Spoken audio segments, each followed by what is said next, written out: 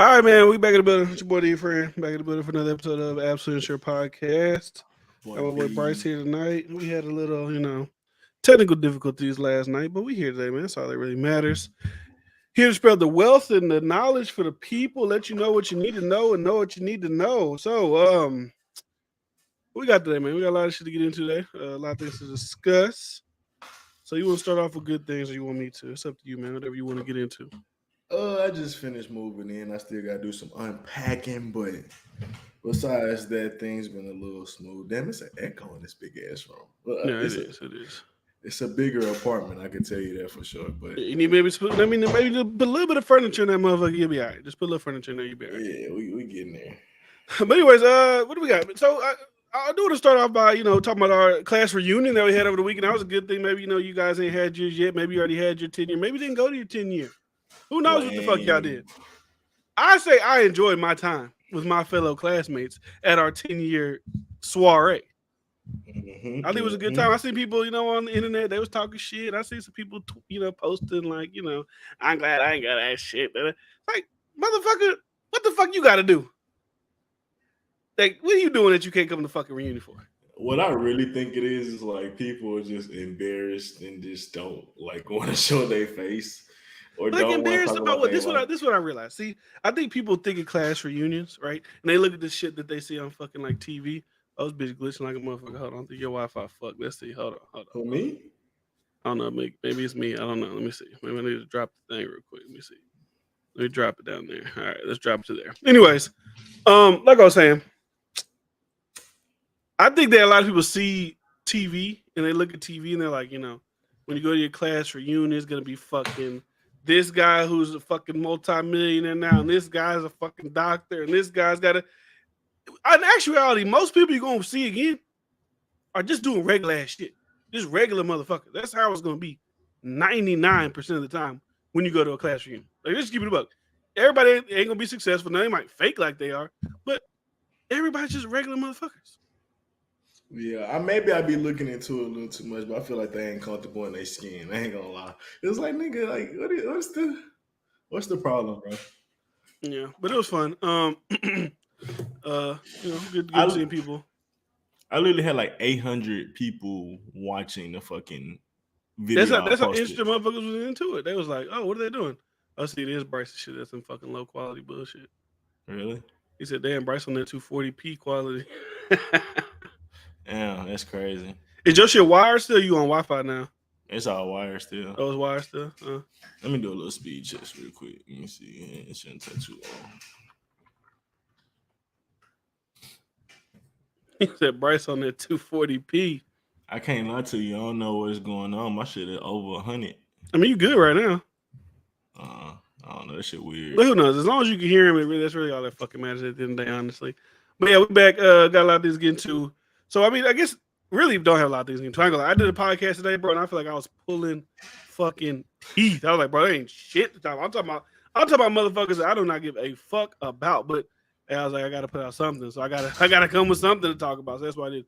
So look at the good Terrell, the first one here. That's the thing. Terrell is here, not complaining, not fucking whining. He's just here to enjoy the goddamn live. But anyways, let's get to the biggest story of the week, man. Let's get Tiffany Haddish, man. Let's get to it. And Aries Spears. To be more Aries Spears than Tiffany Haddish, but we can get into it. I was gonna ask that too.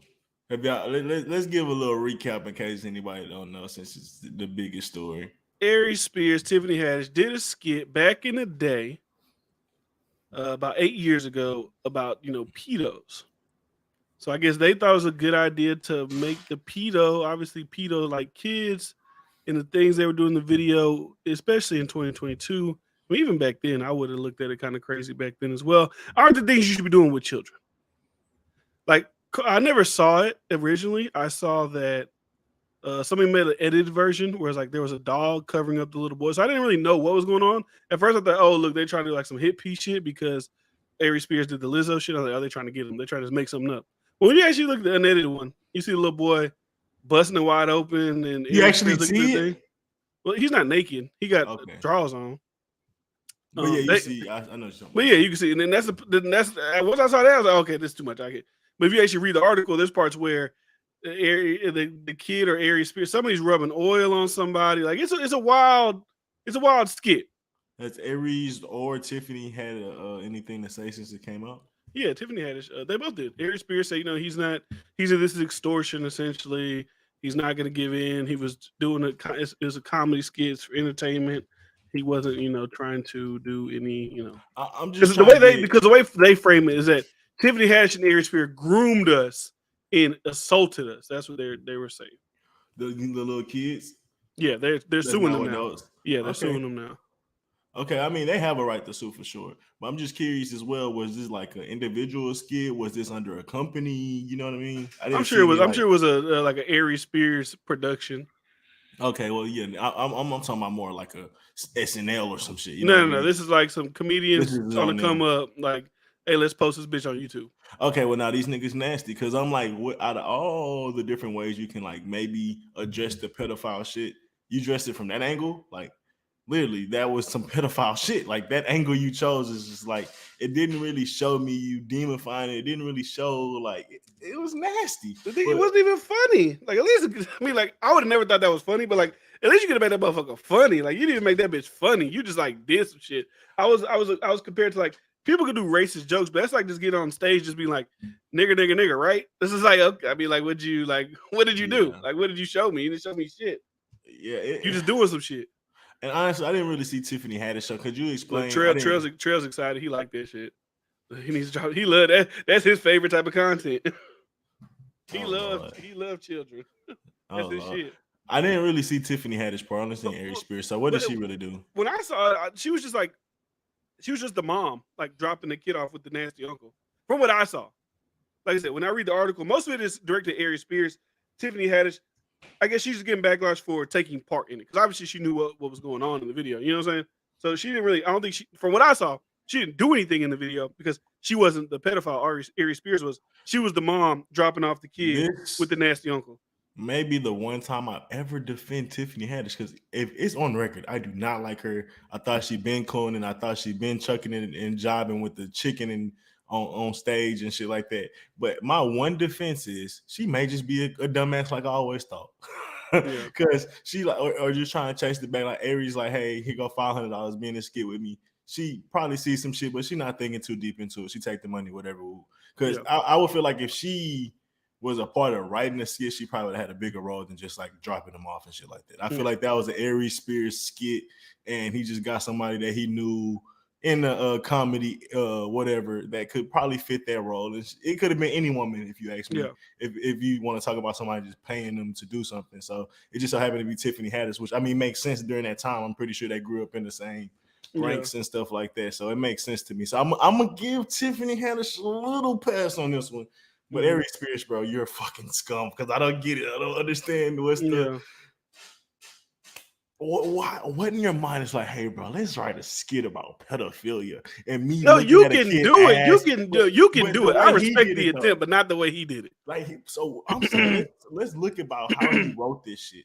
Like, what inspired him to be like? Let's He write said, this. "Wow, blame the black man." I mean, at the end of the day, he was the one actually doing the pedophile shit in there. If we're gonna look at Tiffany Haddish, yes, she was involved in a skit, but she was the mom that didn't fucking know. Why she dropping him off at this nigga house? I don't fucking know. I didn't watch the whole. So I want to know this: if this was in a big budget movie, would people care as much? If this was some shit written by Steven Spielberg, exact same way that it happened. If this was a movie that's in theaters, would people look at it the same way? I'll just answer. I don't think so. I think they're like, oh, it's a movie. Depends if on it's the just a context. movie, if it's in the movie, he's a pedophile uncle. Pedophile uncle. Is he the main character? Is he looked at like the hero? Is no one demifying him? Like, that's what I'm trying to figure out. Like, how is the angle on this movie? Because this angle was just like, hey, this nigga getting his shit off. I didn't see the rest of it. Yeah, at the end of it was like PSA: don't leave your kids around just anybody or something like that. It's supposed to like shed light on like nasty uncles and shit like that. But if it was in a movie, would people care? I don't think they would. But because it, and also clearly, we just I said on my podcast, I just want to get this out here to begin with. Whether you agree with the skit or not, I think it's a fucking weird, crazy skit. But let's be honest. The only reason this came out because nobody's looking for old Aries Spears skit. He called Lizzo look like the shit emoji. They went running to look through his shit. They found this. They got. That's the only reason this shit came out. That's the only reason. The shit been out for 8 years. So it's like, obviously, this is not Lizzo herself, but Lizzo defenders pulling your shit out the closet. They're very good, I tell you that. But it works. My thing with the PSA at the end does make it seem a little different. It's like, yeah, if that was in a Tyler Perry movie, like we'll be like cheering them on or wouldn't say anything. So, you might have a point with that one. Especially when he put PSA at the end. Because, I mean... Like I said, I'm not going to say exact as PSA. That's what I read in the article. Because I ain't watched the full fucking thing. I mean, because it goes to what you did say. It's like, how could you bring light to it in any other way than actually just showing how nasty it actually is? And I mean, I've seen it. Oh, and when you think about it now, old Lifetime movies where I don't know if you ever watched those hoes, but the janitor, the girl or the boy was late at the school and she ended up dying or becoming missing. They had to figure out who it was. It was the janitor the whole damn time. Like shit like that. I've seen it. That's fine. I've seen it and stuff like that. So it's like the ops caught Bryce slipping. I don't know what. You got some Mexicans over there? No, it was DoorDash. You got some Mexicans at the crib? But anyways, yeah, I mean, is it Bryce? Is it really? I think it's just, they're going to get her because it's Tiffany Haddish. Hold on, bro. Breaking news, bro. Uh-oh. We lost the fucking cat for like 18 hours. Hold on, bro. What the fuck? Hold on, bro. This is crazy. What the fuck? Yeah. Where is she? This drawer? In this drawer. I checked that drawer. Jesus Christ. Live. Why would you have to say nothing? But her tail, so I don't know what to do or how to get out. Does that be your life? You got cats crawling in drawers? What the fuck is going on? Mommy, they're looking for you, Mommy. I cried.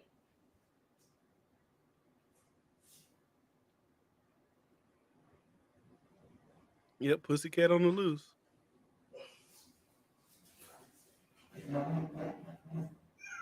How y'all lose a cat in the drawer? They moving. That don't make no damn sense. How the fuck you lose a cat in the drawer? Oh. Yes. Bryce niggas wildin'. Fuck you lose a cat in a damn drawer. She was saying things she didn't want to say. We just in the police cat abuse. You about to call Peter. These niggas about to have that cat dead in the drawer. Man, Bryce gonna bring his ass back about that fucking cat. He was a damn about that damn cat. This is a technical difficulty I had last night. Nah, his Wi-Fi wasn't working at his new crib, so I don't know what the fuck's going on. There you go. Cancel that nigga. Nigga. You nigga worry about that damn cat. Fuck that cat. Nigga, bro. Nigga, so last time we seen it was like 5 a.m, bro. Mm-hmm. So we cause we just moved and she always cry when we move. So I'm like, when I woke up, I'm like, bro, I ain't heard her crying in a minute. So I'm searching the house, bro. I search everywhere. I search for like 20 minutes. I finally wake up, cat. I'm like, bro, I don't see the cat. We both searching. We basically searched this whole day and don't find it. We outside and shit, but nobody opened doors or nothing. So, and she don't go outside. So we're like, what the fuck? Mm-hmm. Greatest game behind go seat. She just made some fucking noise and she in the fucking cabinet where you leave like your knives and shit at. And she's a big ass cat, bro. And we checked that drawer 2 or 3 times. So I ain't checked that bitch good enough. Bro, I don't know how the fuck she got in there, bro. And we didn't understand because we like, bro, is this bitch a magician? How the fuck did she get out the house? Like, I'm thinking she climbed the chimney or some shit. I don't fucking know, bro. That shit, bro. I don't know. Kay was in here crying and shit. Like, hey, bro, we couldn't find her. Like, and bro, for a fact, nobody left a door open. So I'm like, bro, I don't know. Well, hey, let's praise God. Praise God. The cat's been found. Badass, bro. All right, man. I'm sorry about that. I don't know what we was talking about. What we talking about? He said we do not care. True. We do not care. Just because you're in your mama basement, she don't look like no pets but a damn goldfish that can shine. All right. Anyways, what we doing? Tiffany Haddish. What was we on? What we on? Tiffany Haddish. I mean, Tiffany Chubb ready to talk about these little kids again. Yeah, he ready to get back to the kids. Back to the children. It made me Chubb. You know I'm gonna fire your ass up, bro. All you got is to type, nigga. I can go all day, nigga. Don't make me derail, nigga. Yeah, but I think Tiffany Haddish, she got drug into it just because like she's a bigger name, and now it's like if Tiffany Haddish wasn't Tiffany Haddish, I don't think they would have brought her up into that. It's like, oh, she's just like a supporting cast member of the thing.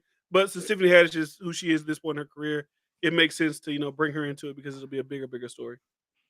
Nah, so, yeah, because the way they frame like every article is like she's like molestation, like they like god damn, like, was it molesting them or was it like the video? Like I said, the video could be one thing. The video is bad, right? On his face, the video is bad, but I'm like, it's bad without context. When you add the PSA, when you add the context that you said, like, hey, if anybody else would have shed light on it, like if it was, like I said, if it was on fucking, if it was in a Tyler Perry movie, nobody gave a fuck. So it's like, it just was perfect timing. I'm not gonna count because it looks horrible. Yeah, and everybody already hates the nigga from the Lizzo shit, and everybody hates Tiffany Haddish from what it looks like on social media. So it's just two people that get together. You hate them, and you just go off. Fuck them. That's it. If it's somebody likable, people would be like, nah. Well, they just tried to do comedy. It was a skit, but these two motherfuckers people on the internet don't like, so it's easy to. So my thing is like if we're gonna be real about the black community, this happens a lot. So for them to address it, it's like I'm not really mad at them if they're trying to address it in the way that they see fit. If it didn't come off the best way, especially now with people hating him and throwing it out of context, then yeah, because I'm ready to hop on the bandwagon and fuck him. But when you kind of add that this hold on, you said to say fuck him, right? Yeah, say fuck him. Okay, you talked a little fast there. My bad. Yeah, I'm trying to hop on the bandwagon to fuck him. So I'm like, all right, sure, let's rewind a little bit. Yeah, but too fast. Yeah, we're just gonna keep moving. Yeah, it was a wild one, but that's how it came out. That sounded crazy. But nah, so I feel like when you talk about it being a PSA and it happened a lot in our community, maybe somebody see that and is like, I do need to double check because we do got them pervy uncles. We do got them people that you drop them off for daycare. We do got the janitors. So I think it's real. Thank you, bro. Thank you. Bro. That's what it sounded like. I don't know if I got these little bullshit ass headphones on, but that's what it sounded like when he said it.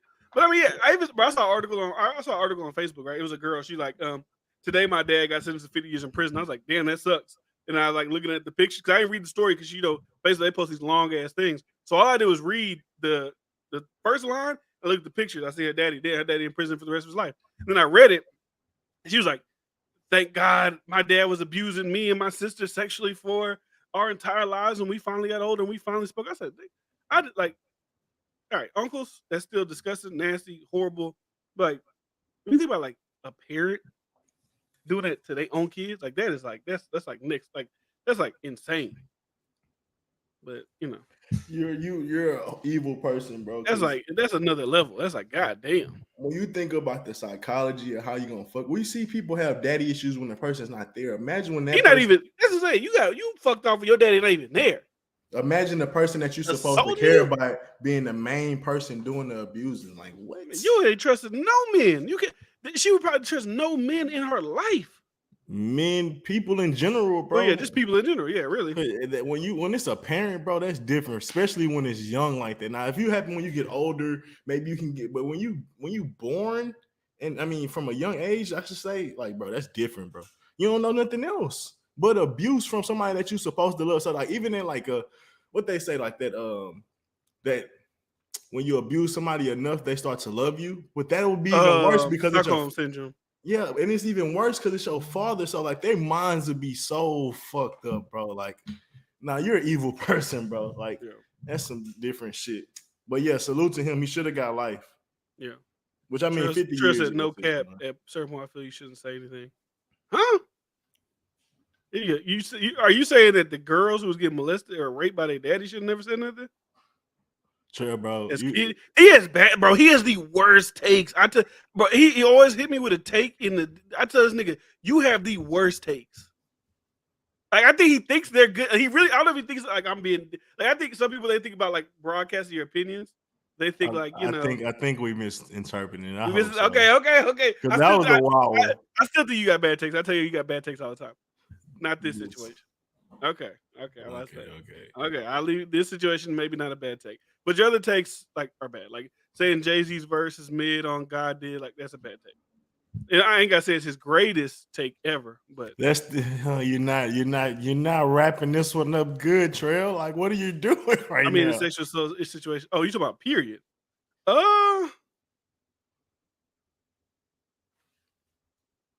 don't think they should not say something at a certain point. I think it's best for you to say something immediately, so you know you don't have to worry about people questioning your credibility when later on. At the But end you of know, the if you day, feel the need to speak up at some point about a rapist, then I think you should speak up about it. yeah, we can't tell them when or when not to. What the fuck? Like I said, we can look at it as citizens and like you know, do we believe, do we not believe? But if you're getting assaulted, you can tell your story. Now it's up to the jury, it's up to the people, it's up to you know the evidence to back up whatever happening. But as a victim, you can come out really whenever you want. I disagree. I mean, I'm talking about with Trail. Like Trail, Yeah. if you stand on the Bill Cosby shit, if he really did that shit, like drugging them, and they wasn't just capping and things like that, no, they can come out now, later, whenever. Like, nigga, if they want to drop some shit, drop that shit, bro. Like, Yeah. ain't no And time period. that on might this shit. sound a little different than kind of some takes you've heard us say, but my thing only with the Bill Cosby was like, I just don't want it to be somebody could just say something and then I go to prison. Like you gotta actually have some.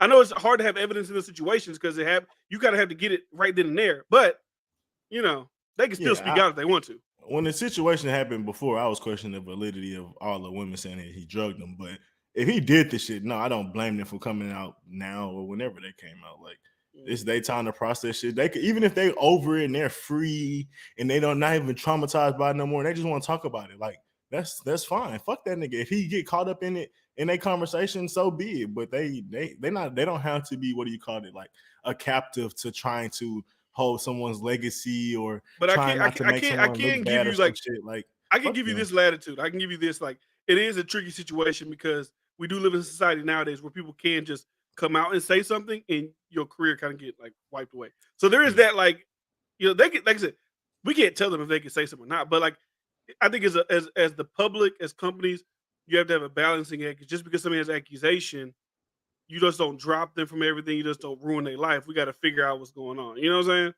I think it has to be like a double sided thing. You can come out and say your story, but also we got to make sure these allegations are legit before we start firing you, pulling the rug out from under you, and vilifying you. I think that's where you got to try to have the balance in that going on. I agree with that. And this is the last thing I say to that point. Like what Trey said, like 20, 30 years later, evidence is another thing, but not having proof and all that. So my thing to that is essentially,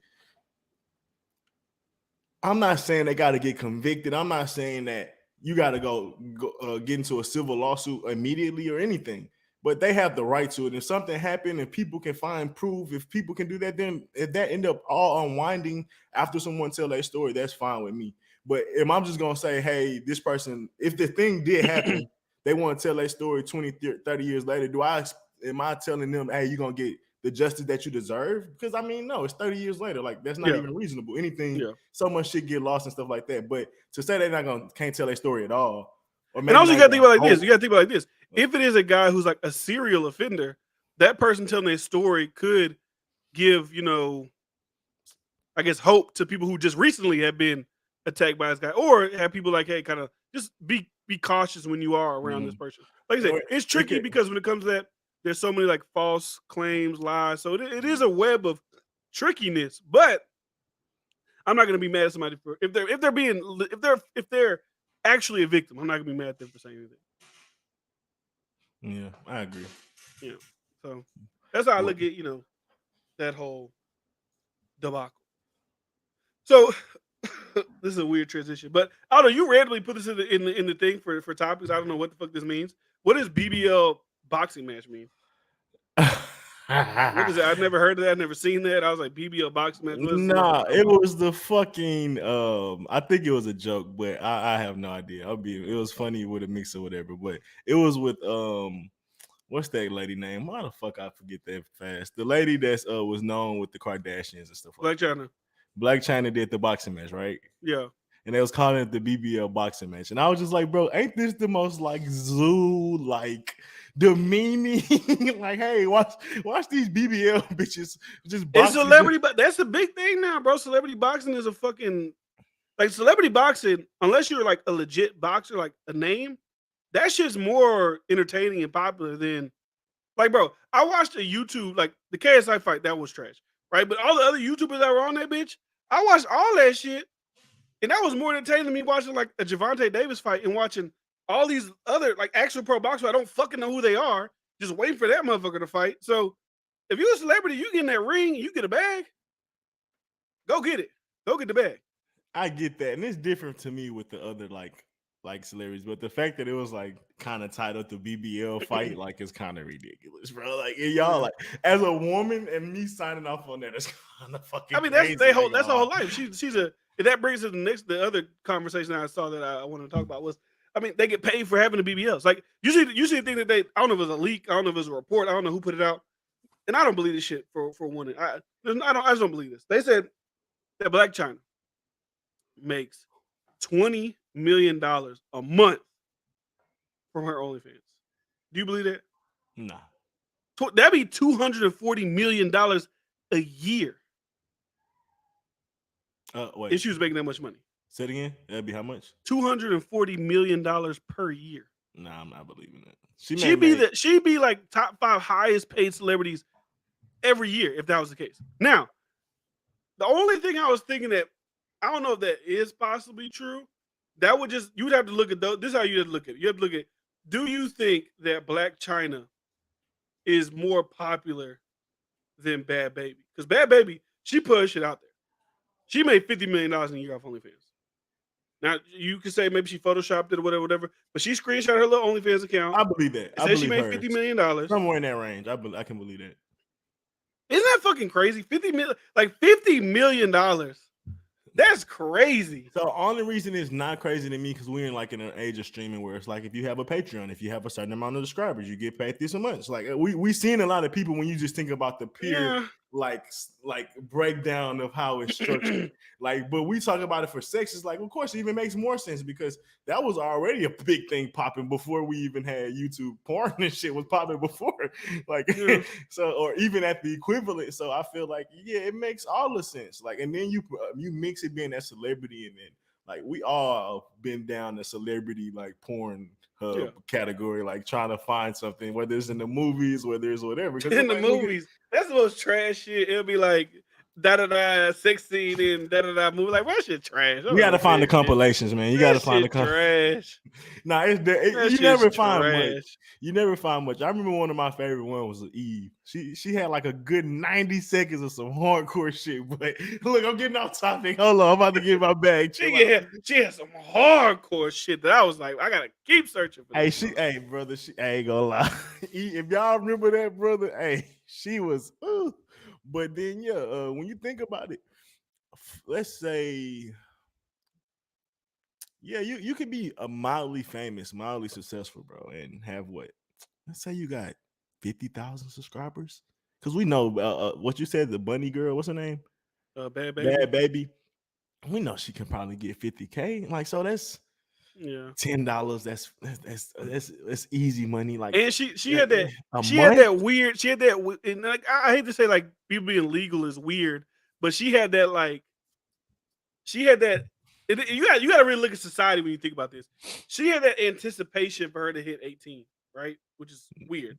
So she turned 18 years old, and that same day she hit 18, she made an OnlyFans. The day she would turn 18. That's a nasty rollout. That's what I'm saying, like, bro, that's crazy.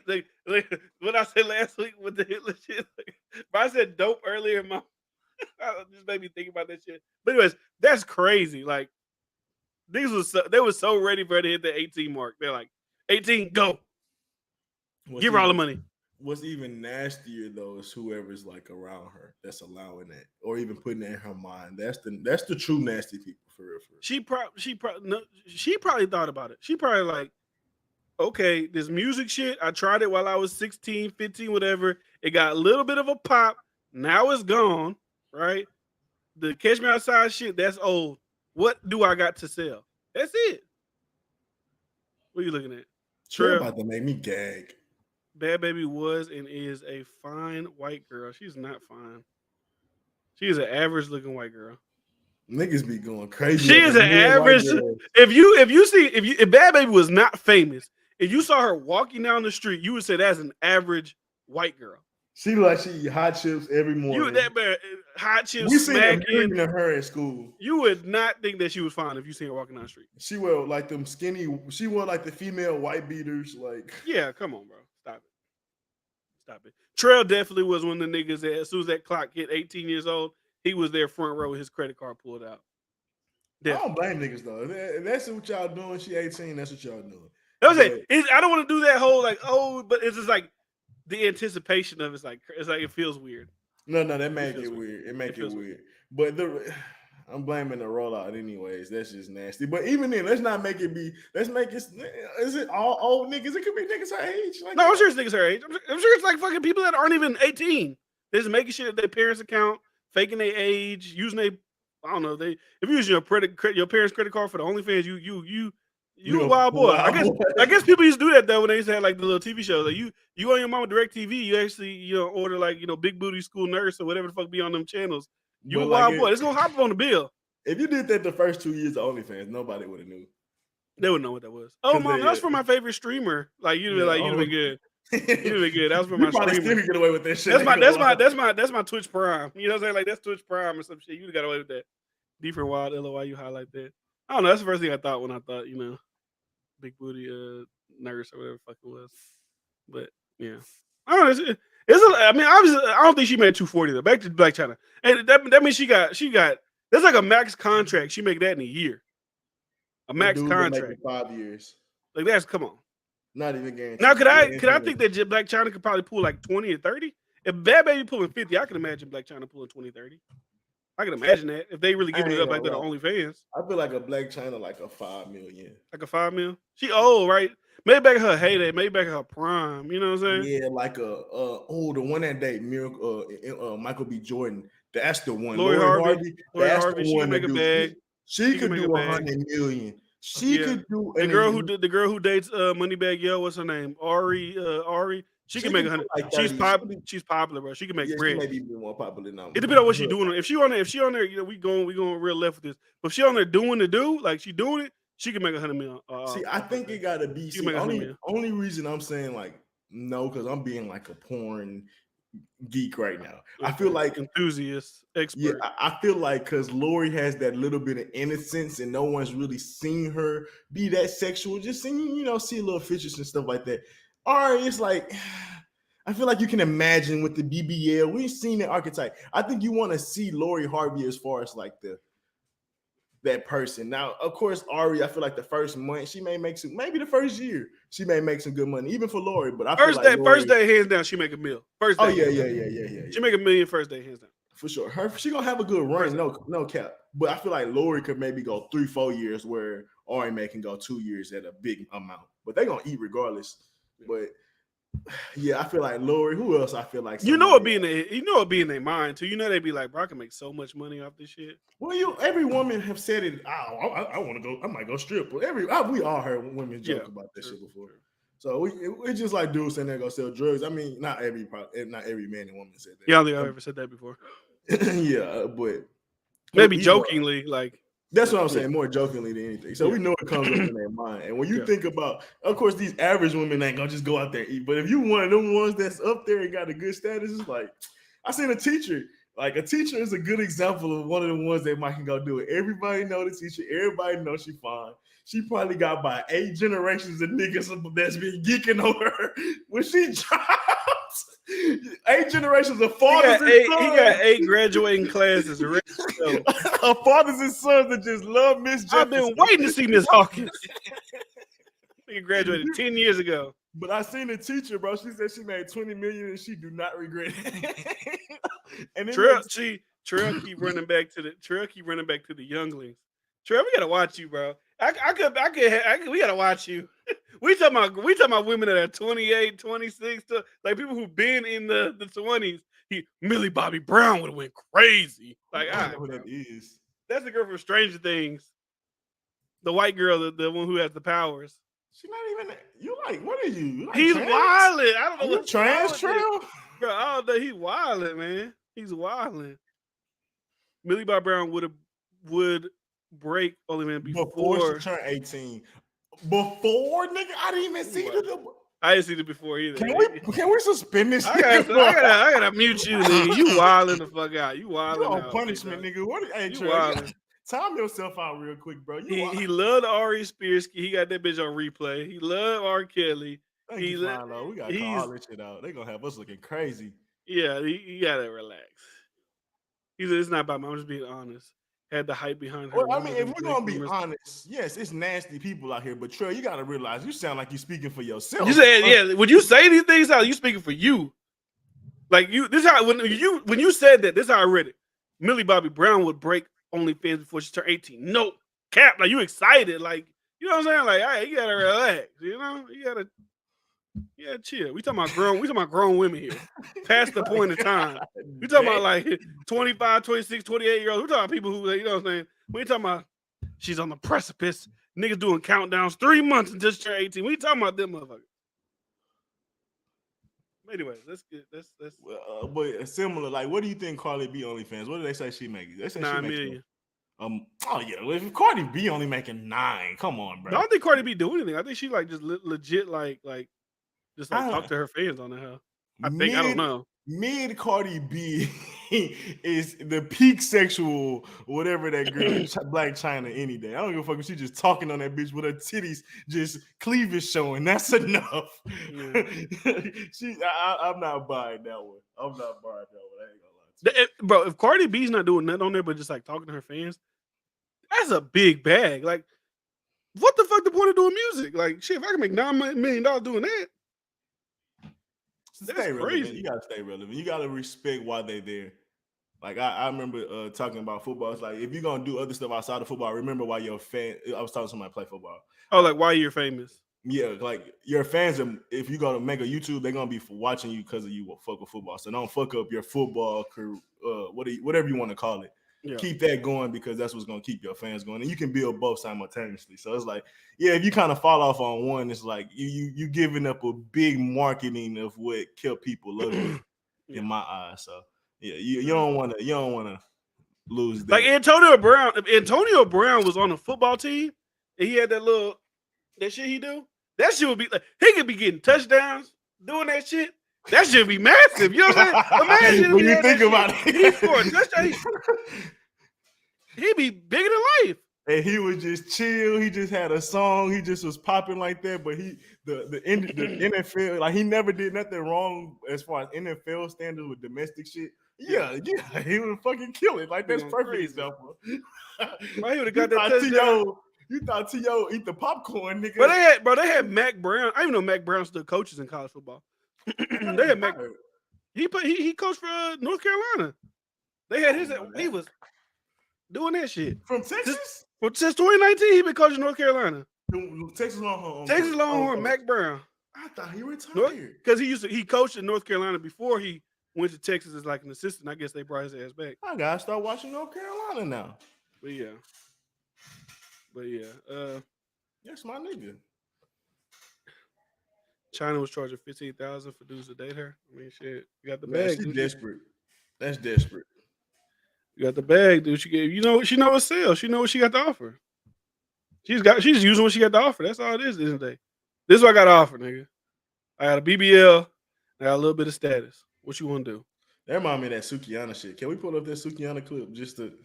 We got another Sukiyana site. What's that? She had something about nigga trick on me. Let me see if I can find it. Yeah, I don't know what you talking about. It just popped up. Damn, man. He said North Carolina the best. I see why niggas leave Texas. I mean, he got fired, first of all. I think he got fired right. He retired. Nah, he retired. Okay. They let him retire. They was going to fire his ass, but they let him go gracefully. That's what happened. Nah, we should have kept that. I don't know why they did that. They thought they need some new young blood up in there. Let me get onto it and see if I can find it. Yeah, hurry up. You're slowing down my show. You said we're in here shit to talk about now. I got some shit to talk about. I'm talking shit.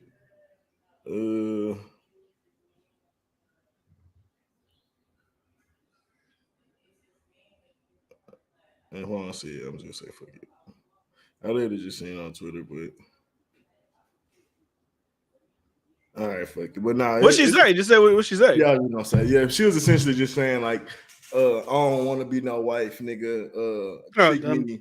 She was like, nigga, what? Hello, nigga. Oh, you want me where, nigga? So who did, nigga? How much? She like, nigga, I need the money. I need the bag. She like, I could be a wife, but I need to be a whole wife. Like, so that's like, I hate that that's like a person. Like I hate that the whole thing is a personality trait for people. That's a personality trait. It's like when I saw a girl who was like, she was on some guy's stream. I forgot who it was. I don't know. He's a streamer. I forgot what his name was. But she was just like on the stream, and she was like, "I fuck Moneybag, but Moneybag, yo, he was Ari."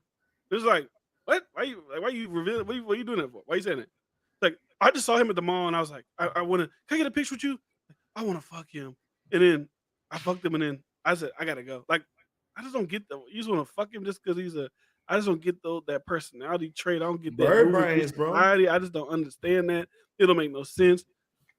At least if you're gonna fuck with the rich nigga, at least try to get the rich nigga to wife you or get you a baby so you can get some I would say some insurance, some child, something. Like it just don't make no sense. Hoes without pimps are like scattered sheep.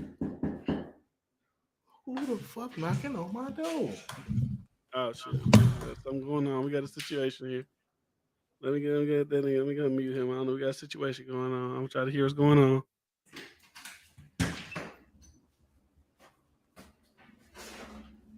All right, y'all. Last intermission. I was like, God damn, what you got going on over there? You good? Yeah, we good. Oh, all right. Anyways, Red Pill Bryce dropped some game. What happened? Brittany Renner crying. She'll get $2,500 a month. I might have thought about it off the top of my head. I mean, we talked about the $2,500 a month. I feel we did. We talked about Brittany Renner. I feel like it, but I was gonna bring it up in any. We didn't talk about her in the car crying and shit. We didn't talk about that. Oh, okay. Yeah, I really didn't watch that part. Because I've been kind of I'm over it at this point. It's the same old shit. We know that these people are gonna fold at the end of time, bro. Their mentality is a failure, bro. It's just common sense. But beyond it, to get into it, bro, it just show you like that whole mentality is a very lonely one at the end of the day, bro.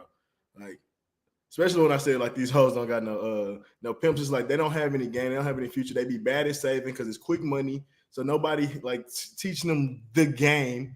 They just dry kind of just out here doing shit from shit they seen on the movies or shit they seen somebody on YouTube or maybe one of their famous celebrities kind of hoeing that they thought was a amazing hoe, but end up having a fucking husband. So it's like a lot of times they just don't know what the fuck they doing, bro. But it's clear to see. It's like she's a perfect example. I'm happy to see it, honestly. Hopefully, I think a lot of that shit be like a wall. It'd be like I said, like a personality trait. It's like you just throw it up and just say like, oh, I can do this, I can do that, I can do whatever I want to do. But like internally, you really know, like, damn, I don't want this life. Because they eventually want to settle down, and then they be like, why no one want to take me seriously?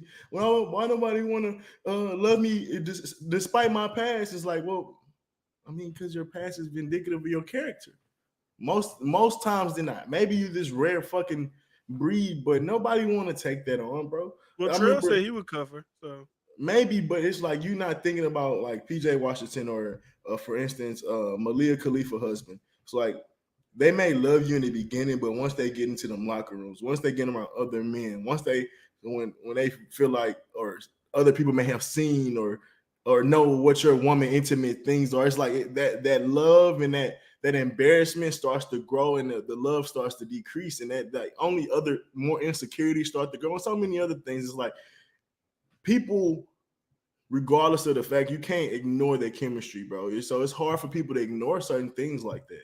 And a lot of women don't understand it because they get that fast money. They don't understand how it can affect them. And a lot of times they don't understand when they get a certain age that they gon' hormones gonna flip, where they gonna want to slow down and want to have kids and things like that.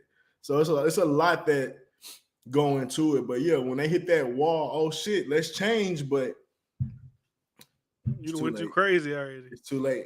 They call it I'm saying this new title, bro. These women come up with so many fucking titles. It's called the soft girl era. I'm so ready for my soft girl era because they was hard, they was independent. Now who told me I wanted to do all this? Why would I want to do all this? So now they're going into the soft girl era chameleon phase essentially, and it is shit that people been seeing and people been done in the playbook a long time ago. Like it's really funny, but that shit end up being more miserable for the women. They don't see it. It's like, oh, it's the patriarchy that's telling me I need to get married. It's like it's kind of tradition because of our biology, our survival tactics, and so many other shit. But they don't be looking into the deeper roots of things. They just go into that victim shit, bro. And it's a lot of reasons why they so lost in the sauce, bro. But essentially, bro, a lot of women like that in that role of being hoes or that role of being independent women, bro, it's similar because they're going to be independent till 30, 35, 36. Even if they're not hoeing, which most of the time they are, because you're going to have a boyfriend every fucking year. Maybe two. But just being off of that, and they say they're not hoes. When you do ready to settle down, it's like, you're really not built for that. You built for doing shit on your own. You don't know how to ask for help. You don't want to be soft because you've been used to that. So that's why we be kind of putting all them type of women in the same bag, because they lost in the sauce. Lost in the sauce. Trill said Brittany not really like that. She just played into it. Didn't realize how serious people took what she was saying. Then somewhat stopped hyping up being a hoe. I think everybody has different. Me and Bryce will talk about this a minute. When we get these together, we have different definitions of what a hoe is, what it's not. I don't know, but I mean, I think everybody also has a different definition of what a hoe is, or what type of girl they would deal with. I guess, like you said, I guess it's more on if you're not being a hoe or not. It's like, how do you act? Like when I'm around you, what do you like? What are the qualities you have within you? Like I said, like if you met a girl, she said I fuck like 12 guys. Would you consider that a hoe?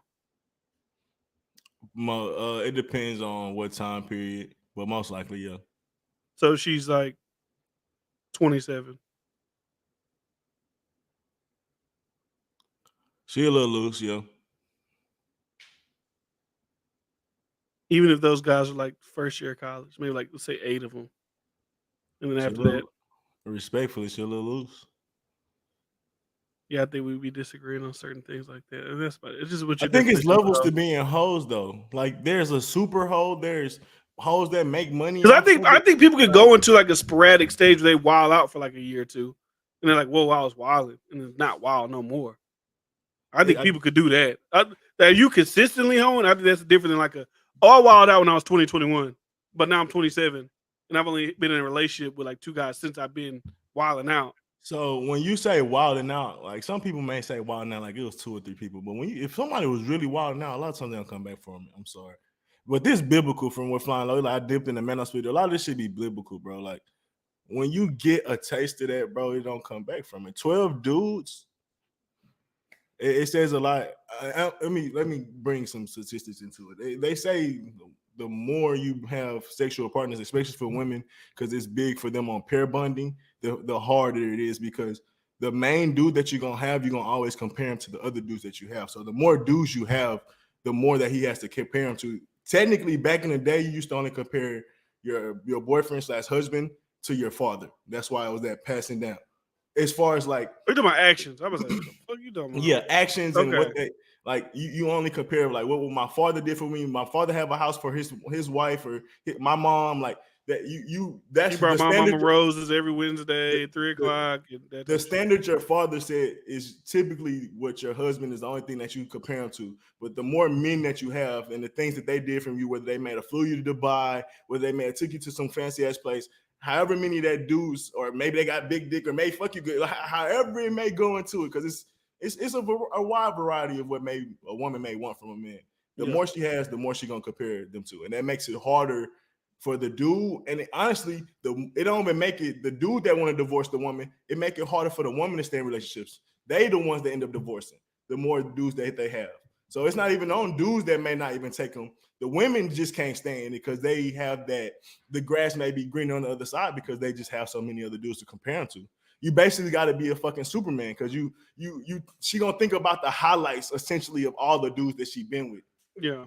Maybe some low lights, but you got to basically think you got to compete with the highlights of all the niggas she been with. Like for example, if you fuck with the Ari girl, right? If you was to fuck with her, you got to compete with the fact she been with G Herbo, rapper. I don't know if he's a millionaire, but rapper. Superstar boxer Javante Davis. Who knows what type of life he showed her? And then Moneybagg Yo, obviously rich, do whatever. I get what you mean, because like you got to be like a fucking, you know. And typically that's why men date younger, because what Kevin Samuels say, you're professional. The more you make professionally, the more you make. So you price yourself out. Essentially, you price yourself out in the market as well with the standards and the expectations that you want, because the more you get older, the more you expect as well. So that's another reason. Nigga, like, I'm not about to deal with this 35, 40-year-old that got expectations of the whatever, and then she may have kids, though. That raised the expectations even higher. So, yeah, You see everybody get on Leonardo DiCaprio ass? Yeah, but I shout out out to every Leo. since they turn 25. Leo say you got to go. And what's funny is 25. As soon as you hit 25, you got to go for Leo. 25 just gained for men and women. Like, this is in general. I start to see it's like a midlife crisis for a lot of people. Once you hit 25 going to that 30, you start to think about the 30. So I feel like niggas like, I ain't got time for you to start But stressing. you think you would do that, Leo? What you thinking about? You Leo.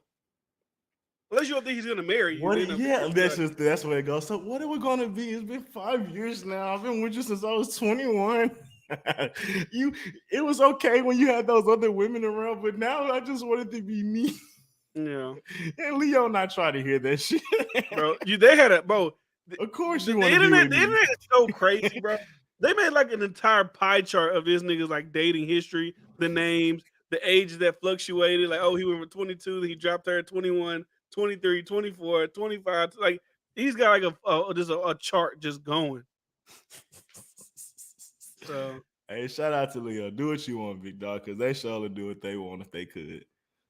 That's the thing, man. Niggas love to hate on people. Jeff Bezos still fuck with the old women, though, man. Jeff Bezos, he big billionaire Bezos. He still fuck with the old women. Don't you see it? He got his bitch Now took that by Leo. No, it don't even matter. Now he should even be worried because Leo don't fuck with him if they ain't under 25. So you good. He's still insecure, like, damn, bro. I could never be insecure if I was being that. Even if your chick was like going like flirt with another nigga, I wouldn't give a. I wouldn't give a, because you could get, what's his name, Bezos. He can get any fucking prime rib he fucking wanted. Any, doesn't matter what it is. Any.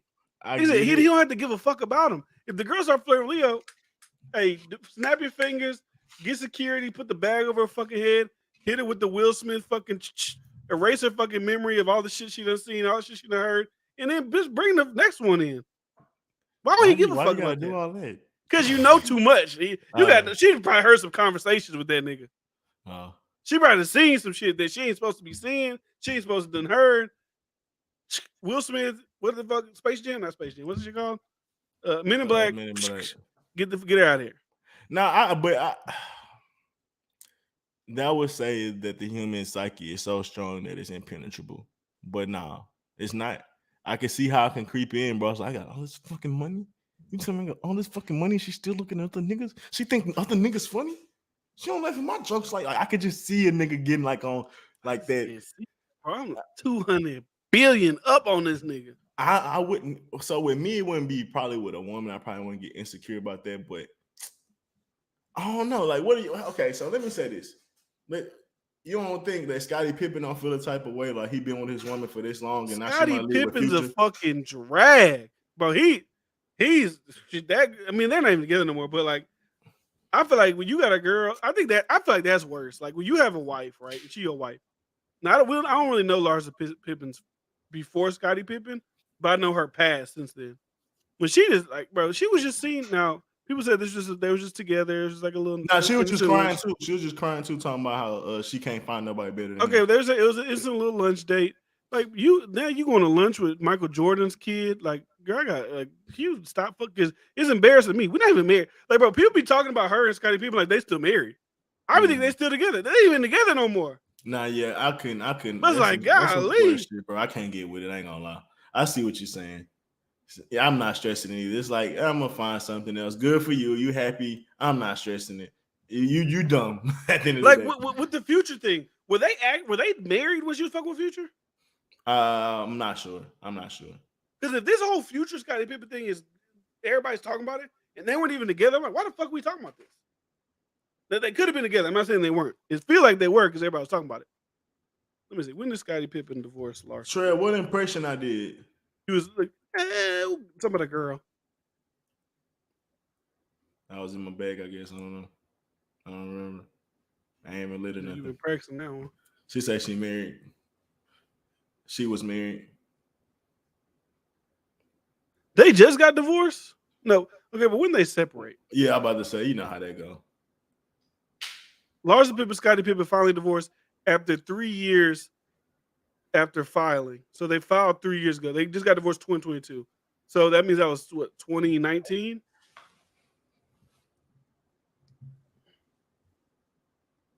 Speaking of hot thoughts, y'all hear Kim K and Kanye getting back comfortable? I didn't hear that actually, but I heard that it makes sense. Kanye started wilding out because Pete Davidson and what's his name was at Cheesecake Factory with his kids. Oh, recently? Yeah, that's what, like, the day he started wilding out on Instagram, talking about that he does and my black kids and this all that shit he usually do when he got something to promote or whatever. That's when that happened. Hmm. I just can't be. I can't, like, it's like Kanye. It's like I feel like he be. I don't know, man. It just feel like he be just trying to manipulate motherfuckers for his own personal agenda. Because like he'll have legitimate things. Like Adidas fucking over a black creator still made his own. That's a legitimate thing, right? Like we can't stand for this. But like it's always like he likes to frame it as like it's for the good of the people, when it's always only for like a He a selfish politician. reason. That's what I'm saying. Like he make it seem like it's a grander thing to like this is for us. Like no, it's for you, motherfucker. That's why Najee would have been a great It politician. ain't for us. It's for you. Even the way I think you retweeted it.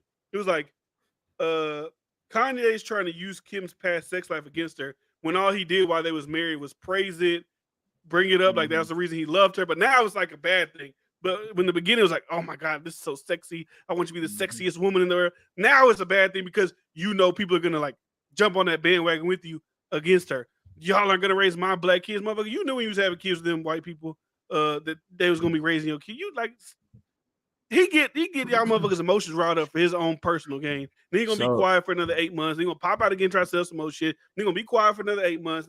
That's all this. People like Kanye reminds me of like, what's that dude name?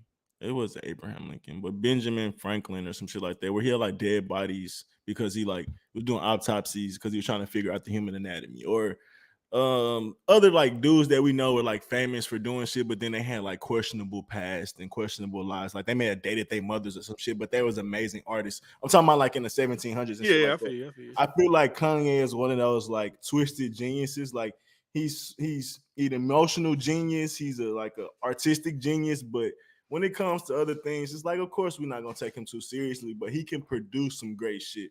And I feel like maybe because we got these social media platforms and they can be seen a lot more clear. That may be a little harmful, but I feel like these people kind of always existed. We gotta just like let them just exist in their corner. I think he knows what he's doing. Like no, they all do. The way he frames his shit, he knows. Like when he does that "my black children" thing, he knows what he's doing. For sure. He knows that. He knows it's gonna get a reaction out of people. They're gonna get behind it. Yeah, the white women shouldn't be raising them black kids. Like for sure. Yeah, y'all, my kids ain't gonna do Playboy like Kim and you made Kylie do. Bro, you was in love with that sex shit when you was first with Kim. You was praising her for it. Now it's like it's a bad thing because you know that people gonna give. So it always when Kanye come out, whether his points make sense or not, it always feels disingenuous to me. No, I agree. Because there's always a self-serving purpose to it every single time. There's no really like I'm doing this for the greater good. No, you're doing it for yourself. And I get it. It's fine to be selfish. That's how people make. That's how you kind of got to be self-centered and stuff, whatever, to make it to the levels that he's made it at. But you got to see people got to see through bullshit. But motherfuckers just be like, "Hell, Kanye, he's the greatest." Actually, I just got some Yeezys the other day. They're great. The foam runners, they're amazing. They're comfortable. That's how I felt about his gospel stuff. It's just like felt a little disingenuous. Like even if he does do it, that's fine. But the church shit, like it felt disingenuous. But like I said, I feel like Kanye, when you look at his personal life and his day-to-day life, it's something that you should ignore because he lives very chaotically. And a lot of times a genius and an artist, they may live like that because obviously they're operating on a different frequency or a wave. So you want to look at the highlights and what they produce more than their day-to-day shit because their process is a lot of times more often than not understandable. Even for me, like a lot of times people see how I tweet or people see how I may like say certain things, and it may be like on the outside, it may look a little crazy, but then you have a regular conversation with me, like you was saying some wild shit the other day. You said something like it was Ray J and they was talking about like having a side piece. The coach should only have the star. Like, bro, these analogies are fucking crazy. They were good though. No, they was crazy. I'm like, this They were thing's good going. though. I was like, that's gonna be one of the ones they gonna get me with the German. They gonna hit me with the Germany shit. They gonna hit you with that shit. I was like, he is wild. That's a great point. I was like, he is wild. She can't. The wife can't be mad. He got side bitches. God damn. No, because that's like Leo DiCaprio is like the Lakers. So the the thing is, women should just know when they date niggas like that, it's gonna be other girls around. Women should know when they deal with men, they have the urge in general. Let's just say that. Then the niggas, like, dudes that have success, they're more likely. But when what level do a man have to be for a woman to put up with it? Is what I mean. I don't think there's a put up with it at all. I just think there's a. I don't think there's a put up with it. I just think you shouldn't look at it as like it's crazy if a dude was operating on wanting to move like that, and if you had a conversation with him. Yeah, most guys there, I wouldn't say it's like you said, it's like more of like a natural urge thing. Like if a woman is dating like a bum and he cheating on you, you probably shouldn't be putting him. Oh, okay. I forgot the context. We was talking about cheating and shit. Nah, I was just joking then. I'm joking then. I'm trolling with that. If we talking about cheating, that's being disingenuous, then shit like that. You doing shit behind people's back. You saying you one thing, you not another.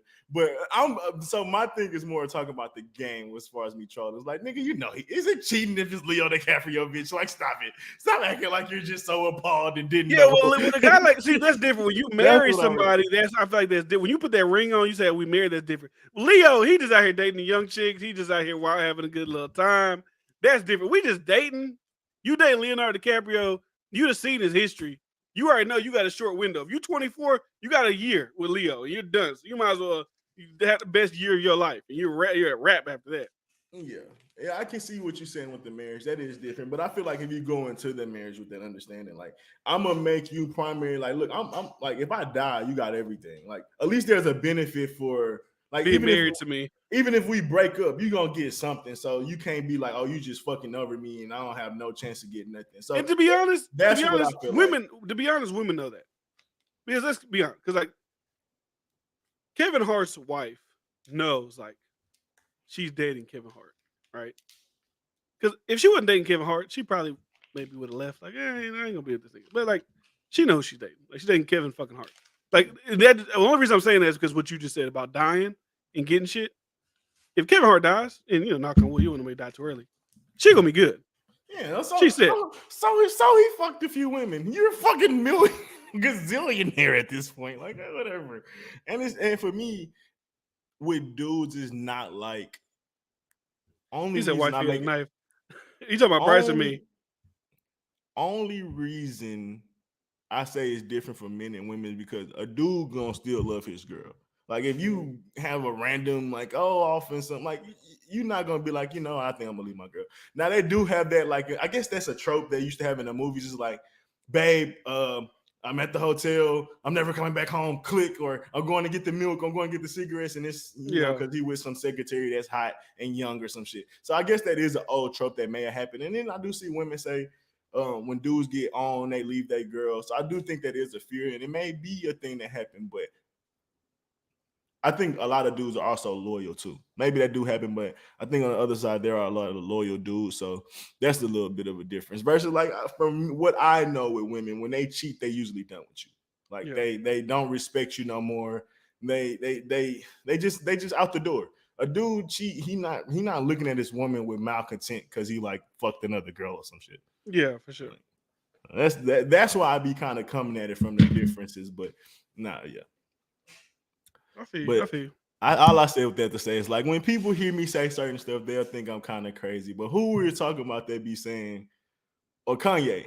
Like, so I can kind of understand where Kanye be coming from a little bit when it comes to, like, if we was to judge his everyday life, it probably comes off as crazy. But I'm sure he's still a good father on his day-to-day. I'm sure if you talk to him in the studio, or you talk to him randomly, and he just, in a good vibe, he's going to have a good conversation with you. But when you look out from the outside, it looks like he's like what's one of them, DL Hughley. He looks like a stalker, when you talk about the outside, he look like a terrorist. When you talk about him coming at Kim Kardashian and Pete Davidson when their relationships are technically over. So from the outside looking in, it probably looks horrible. But I'm sure if we looked at everything on Kim Kardashian's side from the outside looking in, it may look bad too. I don't know if it looks just as horrible, but when you go inside, I'm pretty sure they still love each other. They may be able to work things out. Even that's another example.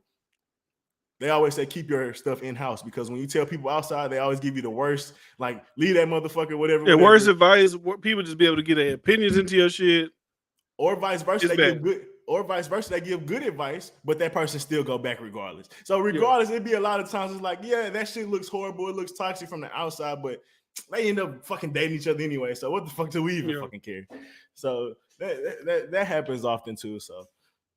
From the outside looking in, yeah, Kanye looks fucking a mess for sure, for sure. But speaking of a mess, what do you think is in the water, man? Do you think that the world is becoming more crazy and violent, or do you think that we're just able to see it faster and easier now? Able to see it. Able to see it, because bro, literally before we get on here, everybody's just posting about this guy in Memphis. I don't know if you've seen it. He's just 19-year-old dude in Memphis. He running down on people, just killing them randomly. Facebook Live. He going to AutoZone. You think I'm playing, huh? Turn the camera around. Random guy just walking around the corner. Bop bop. Runs out there. Drive down another place. Killing.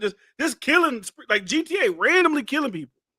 Right. I saw a video in I don't know if this happened in Houston. I think it was Houston. A guy was getting evicted. Right. So what did he do? He just burnt the whole fucking apartment building down. People still inside. Another guy was walking around, I don't know if it's Minneapolis somewhere, just shooting random people, just like, fuck it, it's a video game. I'm like, is it the world getting crazier, or it's just we see it more? I think we disconnected from the past. It's niggas used to have showdown shootouts when they got into arguments. Niggas, like I believe they had whole bar shootouts. We see it in the movies. Cowboys had whole bar shootouts. Everybody getting shot, bartender in there, pianos getting shot at. Like everybody got a duck. Like, so I think I don't know why the fuck I did that. Nah, I mean they be That's doing the first that thing shit I thought of when they did it. that shit in the movies though. They be doing that shit. So I feel like back in the day, it was just as crazy. And we see like it was a movie recently. It's not the Viking Man, but it was something dealing with that where they didn't even speak English, and these motherfuckers was just hella white and primitive, and it was just a bunch of conquering and war and savagery, like. And that was 1800, 1900s still going on when you talk about Indians fighting Native Americans and all, like, bro, all type of shit. So, like, we had niggas getting hung. Like, think about this. All the Karens and shit that we see, that was times 10. And then who the fuck is this? That's my nigga Matlock, man. Always here for the verses. He's a different drunk. 9 times out of 10, it was a lot of times worse. We had way more Karens back then, and guess what? Motherfuckers were getting killed. Motherfuckers were getting hung. Just because a bitch got mad. So that was crazy. We got Tulsa. Tulsa just one example. We got a whole, in Atlanta, the TV show, they got a whole city that's drowned underwater that was a black town. And there's hundreds of towns like that that's black. And let's say it's plenty other things that besides just black people shit that was going on there with savage shit. So I don't know. I think we're a little bit better, but we could do some advanced shit as far as like, hey, everybody got to carry a gun on them. Because then I'm tired of this shit. Everybody get a strap. Everybody be strapped. Maybe a nigga walk around with a little more. Bro, just walking around with a dude, just knowing that there's people that are just willing to like walk around with a gun and just like randomly kill you are like fucking crazy. Like I think that's like that's how I look at him is how I look around like you say like people back in the day just run around like this lynching black people like y'all are fucking lunatics. Like what the fuck is wrong with you? Like that's crazy. It's scary because like if imagine you driving around town and you just turn on the news, gunmen riding around the city killing people at random. That's the worst shit. When it's like a pointed thing, you're like, oh, it's doing this, doing that. You kind of feel a little bit more safe. But when it's just, it's like men, women, children, color, race, religion. It don't even matter. He just killing random people. And that's like, oh shit, what the hell's going on? I'm on board with you, but let's ask this question too. It's like, are we just talking about like first world countries? Because like if you cut on South Africa or not even South Africa, you cut on certain shit, you see motherfuckers having wars and shootouts every day, somebody getting put on the body. Or you talk about shit in Mexico. For sure. I'm talking about first world shit. Yeah, okay, so that's like I'm talking about first. I know shit in Mexico. I seen the video where they just ran down these niggas at the gas station and started lighting their ass up. Like, I'm talking about first world shit. So first world, I mean, I think if everybody carried guns, I think we're a little too comfortable. Like we're very safe. I think we're very protected. But I think if everybody carried their guns, I think it'll add that little bit onto it. Because it's like cops can't do everything. You gotta be able to protect yourself. Yeah. And that's a big thing too. I think a lot of like we're so comfortable. A lot of people are vulnerable. A lot of people are weak, and that's another thing too. So, but it's like, damn, bro, I'm just fucking walking in. I'm just going to get a goddamn like AC adapter for my car. Like, fuck, motherfucker, just open the door to the damn AutoZone to start blasting and kill me. It's like, god damn, you really can't do nothing about that. You can't protect yourself from that. It's just like, no, yeah, if you the dude that got shot in AutoZone, yeah, you just like, what the fuck? You fried. Yeah, I mean, some shit is just, I mean, it's the way of the world, man. It's always gonna be a little chaos. But I mean, they called him now, and I hate that my mind always goes to race. I'm always curious to what like the media narratives are gonna be about certain shit, and it always kind of pertains to race. I'm like, I wonder what they're gonna say about this guy who did it. It was a black guy who was doing it. You know how you always see like, if that was like when a white guy when the white guy killed people in Buffalo, and it's like, if that was a black guy, they would have killed him. If they had seen him, it's like, okay, this guy did what's kind of similar, just killing people randomly. And then it's like, oh no, they just took him in the car. I'm just always curious to see what people say about certain things. But that's like irrelevant to the conversation. But my mind always goes there for some reason. Like, what are they gonna say about this? Because when they do that, they don't talk about it in the same way. It'll make you feel like, oh, so when y'all talk about certain things, y'all talk about it a certain way because you know it's only gonna get that certain reaction from people.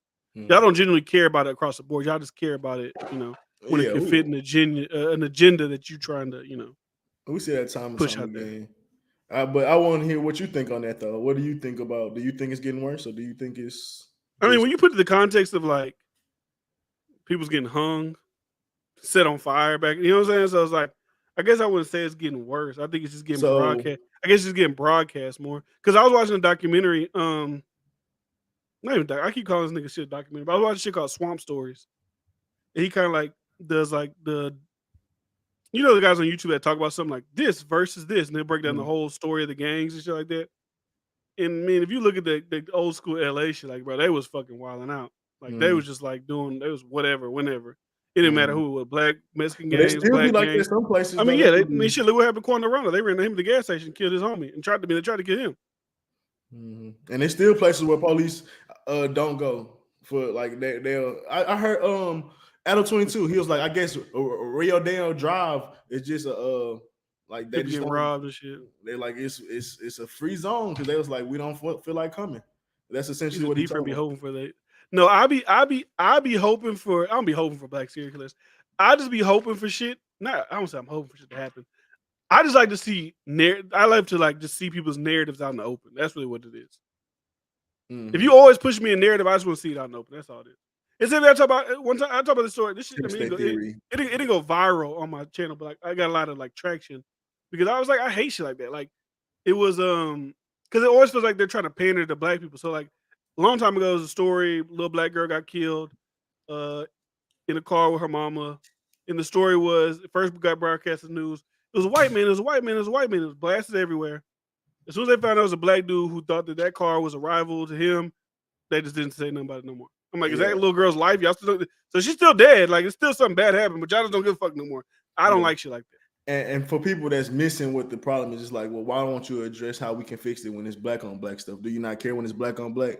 No, you only care when it's white on black because you don't get the views. Because you can push your agenda and you can get get outrage, to get clicks, to get. It show you don't really care about the black life. You care about the story you can push. Because if you cared about the black life, it wouldn't matter who killed them because it's a tragic story regardless of whoop.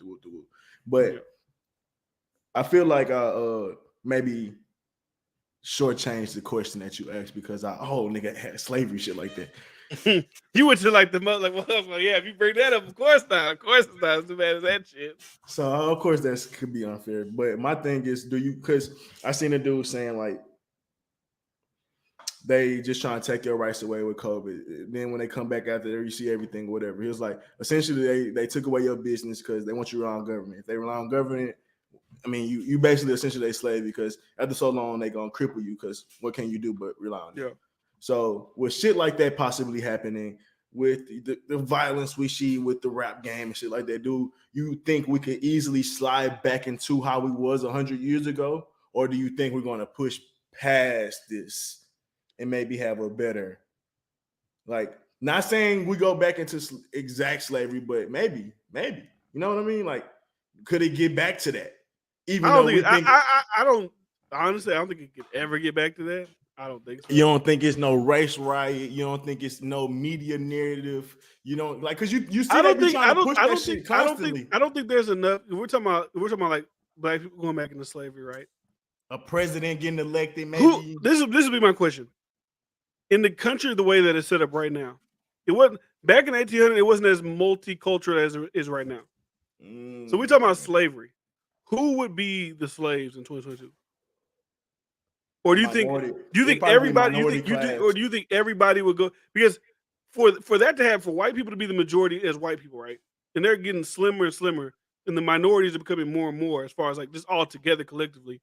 You would think there's no way that collectively they would allow themselves to become slaves because, like, it's let's say 55% white people and 45% minorities. There's no way that 55% of white people, first of all, are cool with slavery, and 45% of minorities are like, yeah, we'll do slavery. Unless you're talking about this gonna be in some kind of other form of than just like regular chattel slavery. Yeah, I mean that makes sense to me because like even from the aspect of what he said, like it'll be government ran, like the government class and then everybody under it. So it'd be similar to like if you're a king and if you was born from a king or born in the government, you're gonna get you get to stay in that class. Yeah. But essentially, you'll have to have a military force that's willing to enslave their own people. Which, well, I mean, it'll have to be enslaving white people if we're gonna talk about government class. You can't just only enslave. I mean, I don't know. I see what you. It's a lot of flaws in what you like in that theory because so many people will have to come together in a certain way. Even with all the different, like you said, there's so many different cultures. Like, how would anybody even come together to come? Like, we have a problem with coming together to create change. So to come together and be like equal on a playing field of hate. That'd be hard. Like they said the thing that probably make us come together again is some aliens. Like that's what it probably take for us to come together. So I think it'd be like something that's equivalent to something that massive for us to like come together to actually have some type of civil war or nuclear explosions or some shit like that. Because it's just. I don't know, man. I don't know. It's possible. It's always possible for sure, but it would take a lot. It'd take a lot for us to slip back there for sure. Yeah, for sure. It'd be too hard. But I don't know, man. What like if you throw it in the Great Depression, if you throw in a depression to mix with civil unrest, shit could pop off fast. I ain't gonna lie. Shit could pop off fast. They say, bro, Rome fell in like hours. Like it stood for 600 years. I'm exaggerating, and it fell in hours. Like it don't take long. Once a few things start to happen, bro, shit can unravel fast. Like and not only that it can happen fast, we be seeing our leaders push for this shit. Nigga, wasn't no fucking people organize no Capitol riots. Nigga, they did that shit. They be putting bricks and shit out on the fucking streets. They be antagonizing us to go hard. So that's what make it dangerous. And if I don't think we dumb enough to take the bait, because I feel like we've been paying attention to it more. But if somehow we deal with COVID, which kind of swayed me against the public, I'm like, maybe we are dumb as fuck. Maybe we are dumb as fuck. But maybe after COVID and how they fund. But you can admit, you can see how if you're not really looking to it, you can see how that does look scary. Like they had like I don't really get into this because YouTube and they bullshit. Like they literally had like a death counter on their shit. Like ding, ding. You just look at that bitch going. You're like, damn. Today, like, it'll just tell you, like, today in your county, 5,000 people died. You're like, whoa, shit, hold on. Fuck that. You know what I'm saying? That's kind of scary because you're just thinking, like, damn, maybe I could be one of those 5,000. And you got to think, too, because now they're subpoenaing emails from, like, White House people and things of that nature from what they sent to tech companies as far as labeling people misinformation or banning people for misinformation. If they are banning people for like giving certain knowledge out there that was correct at the time and only allowing whatever they want to be put out there, you can say like if you're saying like, hey, it affects people who are big, old, and have like other type of like asthma, bad lung, whatever. If those are three things, and you're not letting people say that, or it can happen to anybody. It's like okay, I could be the motherfucker anybody, you know? No, There could I be a get guy it. who's 22, who's strong and fit. That might be like, hey, I might be that one person, maybe. For the average person, I understand that. I just so happen to be in my spiritual phase, and I understood the body and all that shit. So I get how I had a one up on the government on that one, and I can I see how the got you average on that person. one. Yeah, I seen that shit coming from a mile away, but that's what kind of makes it scary because that shit happened in a matter of weeks, bro. I know we kind of talked about this before. Many people talk about it, but bro, I was working 2 jobs. Life was just fine. You heard some shit like I think in like November, December about China shit. January came around, you didn't really hear about it much. It was New February, Year, new me. We was chilling, going through the new year. January, February, I think it started happening in March, like a week into Not like March. the end of February, it was like Oh yeah, bubbling. other states. So like it happened in New Yeah, York. Washington, and then oh shit, where's it at? It's coming. Whenever Kobe Bryant died, the day after, that's when shit started popping. I remember this shit because I was all on my Didn't one of shit. y'all theory? Not like you, like wasn't there someone who Yeah, made a theory like yeah. Kobe? The Like place he was born, the I place forgot what they was I'm saying. about to give it to you. I remember the place that he died is named Corona something. Corona, California. It was, and everything around the name, even when the city or the little small city that he got chose to be born in, it was just so happened to have the COVID name that was around it. Like that was just weird. Corona was the first name that it was, and he ended up dying in a city called Corona. I mean, being born in a city called Corona, and it literally was announced to the mass public the day after he died. It was a lot of shit that was just like, okay. But the only reason I say it happened, the Kobe shit, because after that Kobe shit happened, a week after that, we was like, yeah, we may just go to go or something like that. Then it went to just straight up like, nah, man, we gotta let y'all go. Like the shit happened like in days. And it's like, if the fact that could happen off some media narrative and shit, it's scary, kind of. I ain't gonna lie to you. That's kind of scary because the world bought into that. Yeah, Not just America, the world bought into that, and that's dangerous, bro.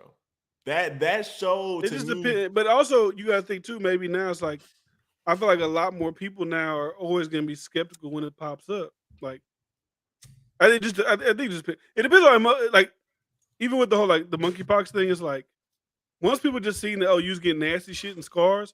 Oh, people aren't like necessarily going crazy dying. It's like y'all ain't gonna give me with that shit. You tell people that motherfuckers is dying. It's been like if the next thing comes and it's like, let me tell you something. If the next and this one too, even with like COVID, then it's like, oh, it doesn't really affect kids that much. Be like, okay, it doesn't affect your kids that much. They'll get it, but they won't die unless they have like some type of obviously a certain asthma, comorbidities, whatever, right? Let there be another thing that comes around that starts killing kids. Oh, you had this whole bitch locked down. You're gonna hear nobody's gonna be complaining. If they have something that start killing kids, oh, you're gonna be done. Yeah. Anyway, shit. And that's my thing. It's like I would hope that people are more aware, but bro, it's something dangerous about that breaking news, like that 9/11 shit or many other different things where it can change everything. The world stops, bro, and after that, it never goes back to that same way when they decide to press that button, bro. And it's like a reset for whatever they want to do. They be getting a little reset. They're like, hey, let's grab some more power here. Like, so that's what's scary because you never know, bro. You living your life, 1 year go by, months go by, days go by, you working, you going on vacations, you having fun, and then one day you just wake up and boom, stop. And everybody got their eyes on it. So it's like I feel like they can do that again. They told us it's like, hey, it's gonna be 2 weeks. Stop the curve 2 weeks. That shit 2 weeks lasted the whole rest of the year. I mean, for Texas, we was back open by the summertime, but for some people, it took like year and a half, however long to get shit back rocking. Oh, hold on, man. The comments going crazy. We missing some shit. Why can't I see no comments? I'm seeing some shit. Trail said didn't Kobe die after COVID? Oh, no, technically he did because COVID happened in China first, but when it first came to America, he died right when it first came to America. And let me see. That shit probably been in America. We just didn't know about it. I'm talking about when it first got announced, like massively to like it was on all the mainstream. Well, that shit probably been in America. Like literally right after he died, it was like COVID. It was crazy. Yeah. But nah, of course it was like, oh, it was one sighting here, it was one sighting there, like to get people like it was the rollout. Like they had a but I'm saying like people probably had it, they just know they had it type shit. Oh, okay. Like not even like but, it's being announced. Like we could trace it and we could test for it. I'm not like people probably just had it like in December, and because if it was in China, you believe that in December people was already traveling from China to America at that time, so it was probably already here. We just wasn't yeah.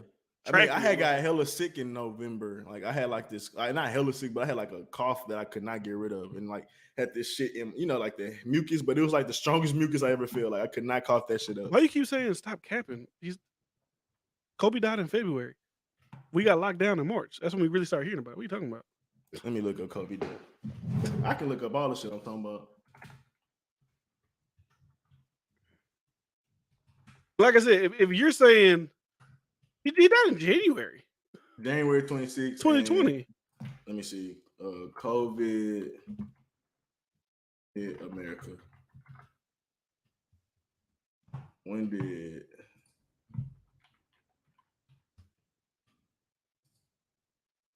January 20th?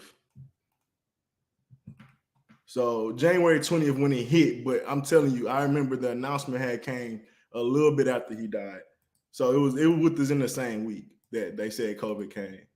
And then let me see. Kobe burial site.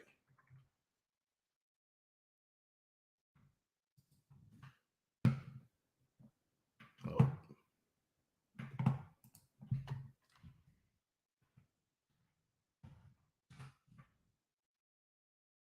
He said, y'all Corona. got to add Trill to the podcast one time. Hell nah. Corona Del Mar, a private funeral. Let me see what that means. Corona. You trying to be literal. He's talking about when did it hit like America. You saying he brought up that it was going on in China in November, but we didn't really start talking about it until around January, February. Mm-hmm. He trying to nitpick. I got you. And I already said that. I literally said that in the beginning. I gave that context in the beginning. Listen, my dog, listen. Like if Kobe died, when was that Kobe died? 20th. Kobe died January 26th. The first case, the first case that was reported in America was January 21st. But you gotta think when that probably happened, nobody was talking about it. Big cheese. Salute cheese. I can't scream. I got the echo. Big dog. Boy, be sneaking up on us. They don't be saying shit. Just drop it. Just pop in. Real nigga. Real nigga. But yeah, I don't even know how we got into that damn long ass winded conversation about the vid. But there go another 50. Salute to you. Oh yeah, we like that. But why is it blinking in? Random time. I mean, shit. We got. I got a life. Like I got kids. I got. You know what I'm saying? I be trying to have a schedule, but that shit hard. I ain't gonna hold you. What shit going on? We be trying to be 9:30. Yesterday was my fault though. I just moved and my Wi-Fi wasn't on until today. So, and me, like I said, with Trail, when Trail's like, we want lives. Like, I got 2 kids, a wife, and a full-time motherfucking job. When I could get a video out, that's when that motherfucker gonna come out. Yeah, Trail. All that shit talking. But anyways, we got anything else? The Charles came. I don't know. We got anything else to talk about? Nah, we got something else. I remember the 600 Breezy. I wanted to talk about that.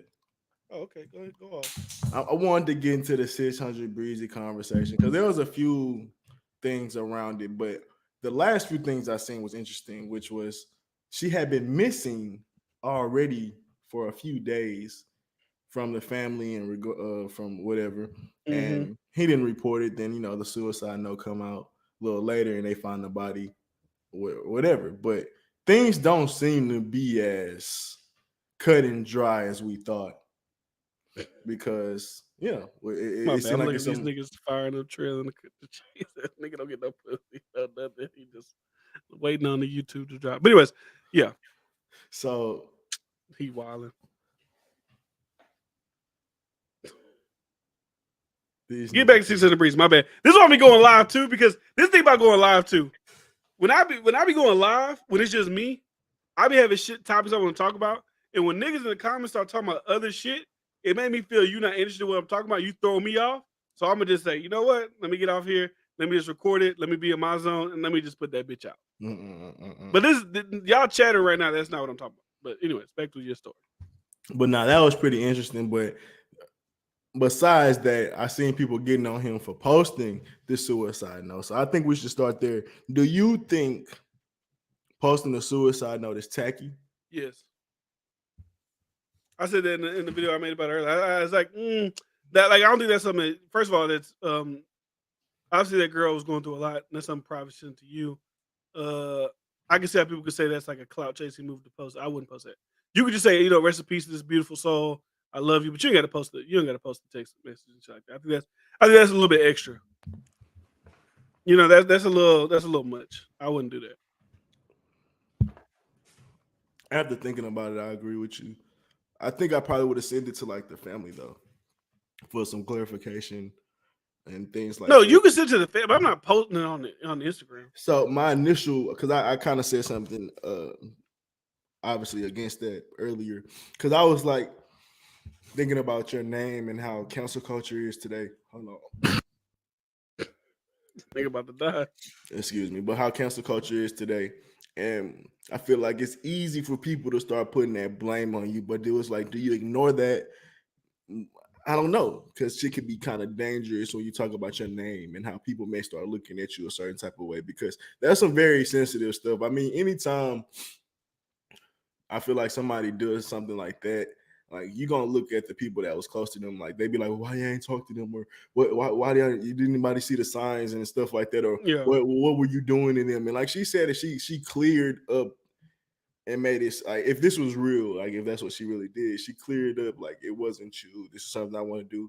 I feel like I'm not meant for this world, things of that nature. I can get why you posted just on like, bro, I don't want anybody even thinking that like I had anything to do with her dying. Yeah, because the people already hate you and blame you when stuff like that happens. Even if like it was even not even close to being your fault, people place the blame on it. People place like when people die, bro. Like I remember one time, this is some embarrassing shit, but it's fucking hilarious. All right, let's see. Let's see if it's hilarious. So you know how you sin and shit, bro, and you feel like, bro, like if something bad happens to you, like it's because of my sins, and I gotta stop doing that. Mm-hmm. Well, at the time, my sins was serial masturbating, and like I said, it had nothing to do with the person. Like, of course, like the person had a seizure, right? A young person. That was my family member, and I was just like, bro, like. I gotta. You thought your masturbation gave them a seizure? No. My sins in general was like people around me are doing bad because I sin. So if I stop sinning, people could do better. But that's something shallow and something stupid. Like that's why I said it's something fucking hilarious when you think about it. But people find ways to place blame on themselves all the time when people die. So when it's something even that serious like that, when you actually close to that person, you've been with that person on the daily, people gonna be like, well, what are y'all arguing about? Were they fighting or anything like that? Like you pushed them to this. And that's the outside. People on the outside gonna always come up with that. I'm trying to think of other scenarios that may happen where like I don't know. I was on Dress Trails thing. He said, I don't understand the stupidity of suicide. It's like that nigga crazy. So that's what I'm saying.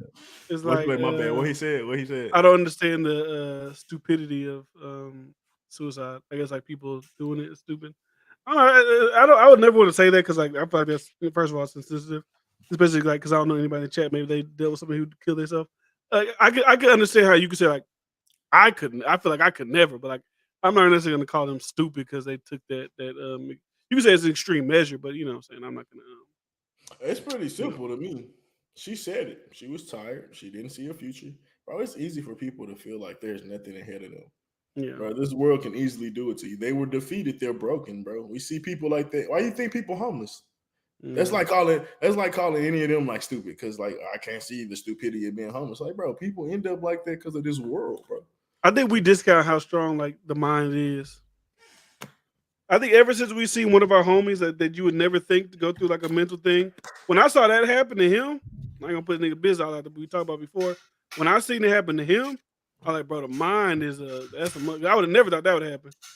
But that just tell me the mind's a motherfucker. You never know what the fuck people going through. You never know what the fuck on their brain. Like, bro, you just never know. So like, I could never say it's like stupid. I can say I think it's kind of like extreme, but you know. Like I say, Bro, it's wild, but that's just me thinking about it because I've never been in a situation where I want to, end it all. bro, we be having 10,000 thoughts a day. Some people thoughts and majority wrapped around how shitty their life is. Mhm. It's easy to get in that echo chamber of ending themselves, bro. We Yeah. see people getting echo chambers of racism, getting echo chambers and making money, getting echo chambers and all type of gambling habits, all type of shit. There's echo chambers, good and bad. So to act like we can't see how a person can get in a spiral in a rabbit hole like that, I think it's. I you think don't to be understand honest. I life. think to be honest. I think it is just like chemicals in the brain. It's just It's chemicals in your brain that make you that depressed. It's got like because like you said, it's like what makes you that? See, like what is it? What can happen in your life to make you that thing? There's probably you could think of not too many things. It's probably just like I said, chemicals in your brain. If you go study it, you'll probably see that chemicals in the brain make people. It's like it, CTE. Like niggas get CTE, they commit suicide. It's chemicals in the brain. it's the perfect storm because what different saying you could be if you got for a woman too much testosterone that could lead to that. You got too less testosterone as a man, or if you mix certain hormones that leads to that for sure. And then you mix environmental issues. You mix that because if somebody having hormonal or testosterone problems, they're gonna have a hard time attacking life. So the environment get hard on them. Yeah. Then you take on what else would it come with it? The echo chamber of you meet other depressing people, life get harder, all that shit, bro. It's a perfect storm. I Bro. mean, It but ended up becoming a perfect storm. the Bed Bath & Beyond CFO, he jumped off a building because he was about to get charged with some Ponzi scheme or some shit, something like that. Pumping and dumping. Yeah, he jumped off a building. But back to the 600 breezy thing. Like I said, post a note. I think that's a little much.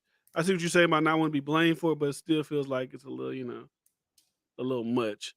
Um, his baby mama coming out. I think she's cloud chasing him and his energy that he's getting from this whole situation. Cool baby. Because his baby mama, when he got tripped, he don't give a damn about mental health. He wanted me to die, and he don't care about his kids. And he done did this. It's like you don't think that you don't think somebody could like love somebody else and not love you. I can care about somebody else's mental health, but not care about yours. Like you don't think that's a possibility just because I don't fuck with you, and I said I want you to die. Don't mean I want everybody to die. Like that's a stupid like correlation she brought us up to. But even to bring it to the family, like you said, there was a cousin that came out and said, "Hey, she's been missing since the 31st. When the fuck did she send you these text messages? If she sent you these messages and you didn't say shit, you would have to assume he is a piece of shit. He knew there was a girl out there, either she already did or on the verge of killing herself, and he didn't say nothing about it No, until the time became convenient for him to get sympathy for it. And if that's the case, he is a piece of shit. Point blank, period. You can't say nothing else about it. He's a piece of shit. That's wild when you think about it like that. If that is true, because people be like, people on social media nowadays, you can come out and say, I'm the cousin. And like people just, that's the cousin. And they'll retweet it. And you never really know that's really the cousin or not. But that story is true. And she been missing since the 31st. He ain't give nobody a chance to talk off the ledge or nothing. He just looked at the message. Did he call her? Did what like? And this thing too, they're saying like, is it a fake text message? Is it real? I ain't gonna lie. Let me say this real quick. Like I said, I'm not disparaging anybody's suicide notes or nothing like that. But when I seen the text, the part that just made me, like I said, I don't want to say something suicidal made me cringe, but like, it was like, I wish you would be able to see this beautiful bridge with me. I guess because she was about to jump off the bridge, and it was like, that's not the part that's cringe. It was like, I wish you was here with me, like Lil Murder was there with Big T at the end of his life. And y'all probably don't know what the fuck that is because y'all don't got wives and girls. Well, you got a girl, y'all got girls. But in this show called P Valley, there's a scene where there's a guy like Lil Murder. He's like in the closet, and his homeboy is in the closet. They was in jail doing like jail shit together. And then he ended up killing himself. So that's what she's referencing in her suicide notes. I was like, is that real? Like, is that? It didn't feel real when I seen it. Like that, like a real, like that's when you're typing it. When you typing that up, it's like, is that real? It'd have been better saying Romeo and Juliet. Like, what are we doing? Yeah, that do sound a little sketchy. Like I wish you could have been here. Like Lil Murder was there for Big T. It was like, they look a little, much on our hands. Yeah, look a little much. But that'd be crazy, man. Well, we're seeing worse. I was watching the YML or YM. What is it? Young nigga. What? YSL? No, YN Melly. What's his Oh, name? YNW Melly killing his friends allegedly. Yeah, I was looking at like the minutes and hours before they died and like the stuff that went on and how they lied about it, how they tried to say it was a drive-by shooting, and how they basically shot them in the car themselves and then Yeah, went to somewhere else and did the fake drive-by by shooting on the outside of the car after they already shot him, then dropped them off, that's all a this lie. other shit. That's a lie. And but not only that them niggas had been friends since they were like 8 or some shit like that. It was a lot that I didn't know, and I was just like, I mean, of course, nobody knew he was gonna get famous after that fucking song and shit like that. Yeah. But it's just like shit can these niggas that be getting famous be doing some wild shit. Wild shit. You see it right before. So, like I said, who knows? I don't think. Like I said, I'm That's not a really. crazy story. I'm not delving into. I think he killed her and shit like that. But like, if the story is true that she been missing, because she probably texted him that shit, and before that he probably, yeah, she bullshitting. I don't give a fuck. Fuck her. Whatever. Whatever. And then when it happened, he's like, oh shit, she really did it. And then he posted. I'm really laughing at the comments, man. That nigga said Bryce Confectioner would be fucking crazy. Forgive me, father. I have stroked. My cousin had a seizure due to my stroke. That's a how old were you? You thought this? Somewhere like I was no older than 13. It had to be younger than 13. But it was recently like someone like my dad girlfriend told me masturbation was a sin and I shouldn't do it. And that was like I was prime getting it. So I thought I was just like, oh, my sins have came for me. Pause. The karma. Pun intended.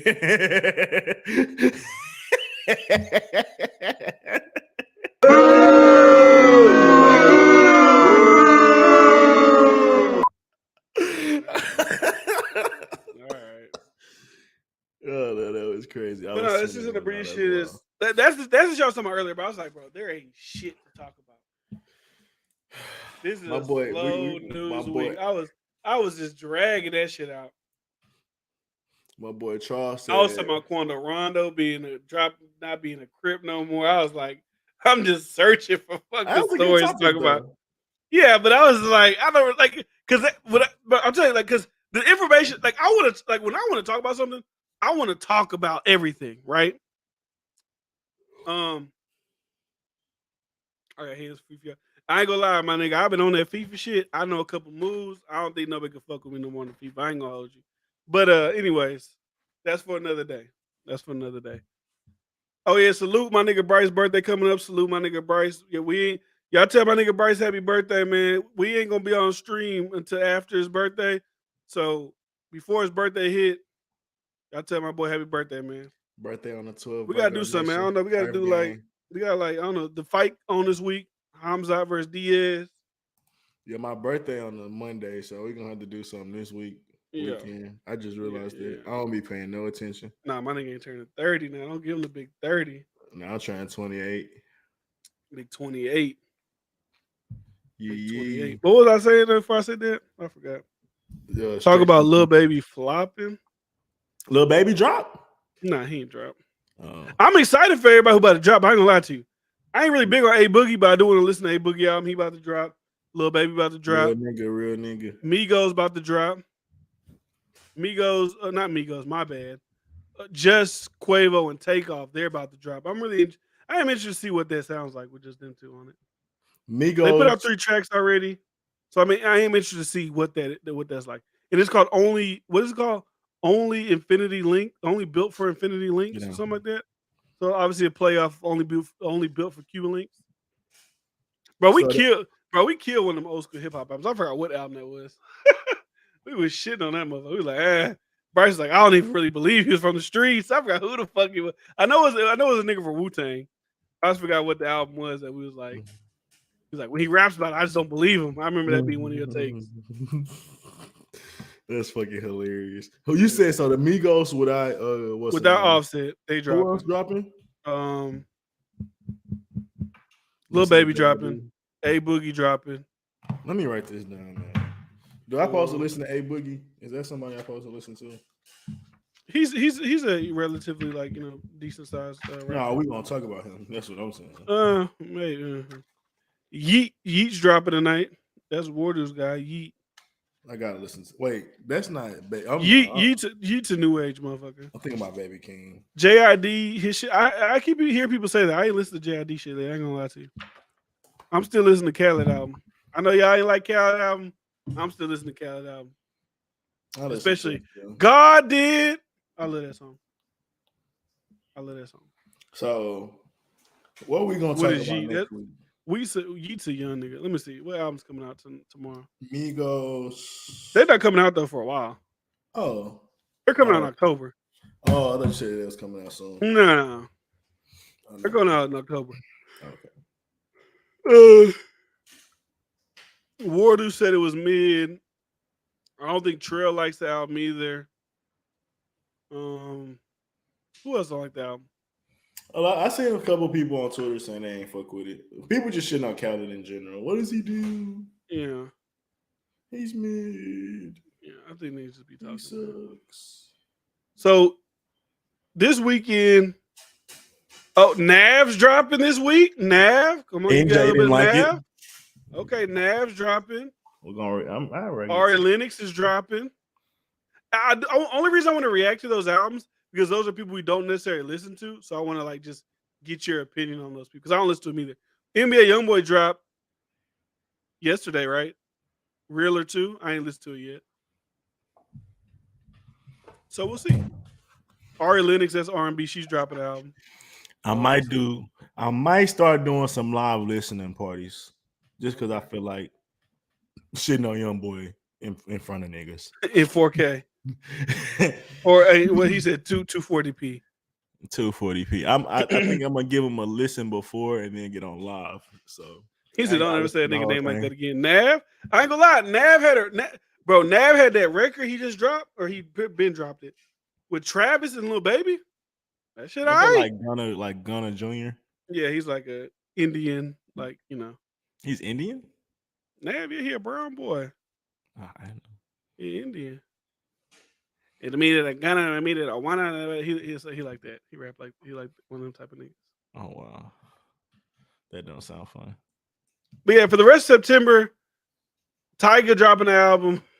What you mean we got a box? YG dropping an album. Freddie Gibbs dropping an album. That's what we got for the rest of September. So nothing too Trippie Redd's dropping an album, maybe. Nothing too crazy. Talking about where niggas should move. I ain't say where people should move. He commented on my Joe Rogan thing when I said I was saying COVID made a lot of people move from Cali and New York and whatever. He was like, I think being expensive. I think that's a part of it. But also people say damn, she's like when I watched 50 Cent give his example why he moved to Houston. Yeah, he said because she was locked down. But he also said Texas, right? It's kind of like when you live in a place, you're able to move around and you realize when this shit locked down, why am I living here? And then I'm also paying this much money. Let me get the fuck out of here. No, that Nav record is good though. I ain't gonna lie. That Nav record, and I'm not even a big Nav fan, but that Nav record with him and Lil Baby and Travis Scott, that shit sounds good. I never listened to Nav besides that one song. Which one? The one with Internet Money, him and Gunna? Or the one with him and Travis Scott? Travis Scott him album? and Travis. You talking about Yosemite? Yeah. Classic record. Mac D for Cousin. That Kendrick Lamar breakdown was fire. Shout out Flying Low. You did a live Kendrick Lamar breakdown? Mm-hmm. Recently? It was when it came out. Oh. Not far more for to be hating. But the whole catalog. Yeah, I know 2 songs. I'm moving to Texas one day. I'm sure you are. We'll welcome you here with open arms, brother. But not around our kids. Because you got them weird little... You say the weird shit. L Tech Trail. That's why it's 2 L's in your name. But yeah, I don't know. We've been here for hour 49. We got anything else? What else we got? What I was saying about the Quando Rondo thing is I wanted to talk. It was a good story to talk about, right? But it's so much shit with that. And obviously, I'm not gonna run into any fucking Hoovers. I'm not gonna run into Rolling 60s and no shit like that. I would assume I'm not. But it only be I don't say fun to talk about, but it's like you already know when you talk about people gonna be all they little bullshit on YouTube, like, well, you don't know the street politics, this, that. But I'm just saying what the fuck they saying on the internet. I'm saying what they say. I'm just saying what the documentary was saying about Hoovers and Road 60s and how it's dangerous out there in LA and you gotta watch what you're doing because they wilding out there. They kill Pop Smoke, like that's just shit that's out there. And you got Flying Low, like, oh, you got the Hoover hat on, motherfucker. I got the Astros hat on. I don't know nothing about that. I didn't either. I didn't know that was a thing, until that shit happened. The stabbings in Canada. Oh yeah, I saw that happen. They ran like 10 stabbings in a row or some shit like that. Austin cool. San Marcos cool. I just was out there. Oh, that should be one of my good things. I went tubing. That shit was fun as hell. Damn, you got jacked the other day? God damn. Nah, we gotta move you out here, big dog. Yeah, you gotta get about it. I ain't gonna lie. Like, especially if I'm a nigga with money, I'm not trying to be around the elements. What? Nah, that's too. Yeah, I'm get out of there. If I'm a nigga with means, I'm not living around motherfuckers that just be robbing you every day, and nah, I'm good. Now, like I said, you can get robbed. First of all, you can get robbed anywhere, but the likelihood of it happening, I wouldn't live there. That's crazy. If I had the means and the wealth to do that, it's just to me, it just doesn't feel like it makes any sense. I know you need to smoke some big blunts after that shit happened. That shit got me traumatized and shit. You know what I'm saying? Like, what the fuck? That shit get my nerves bad. I'm just being around shit like that. I wasn't even a person getting robbed. I was in the store and I was fucking shaking. Like, I couldn't imagine it. Because it could have been you. He could have said, fuck, I'm about to rob this nigga too.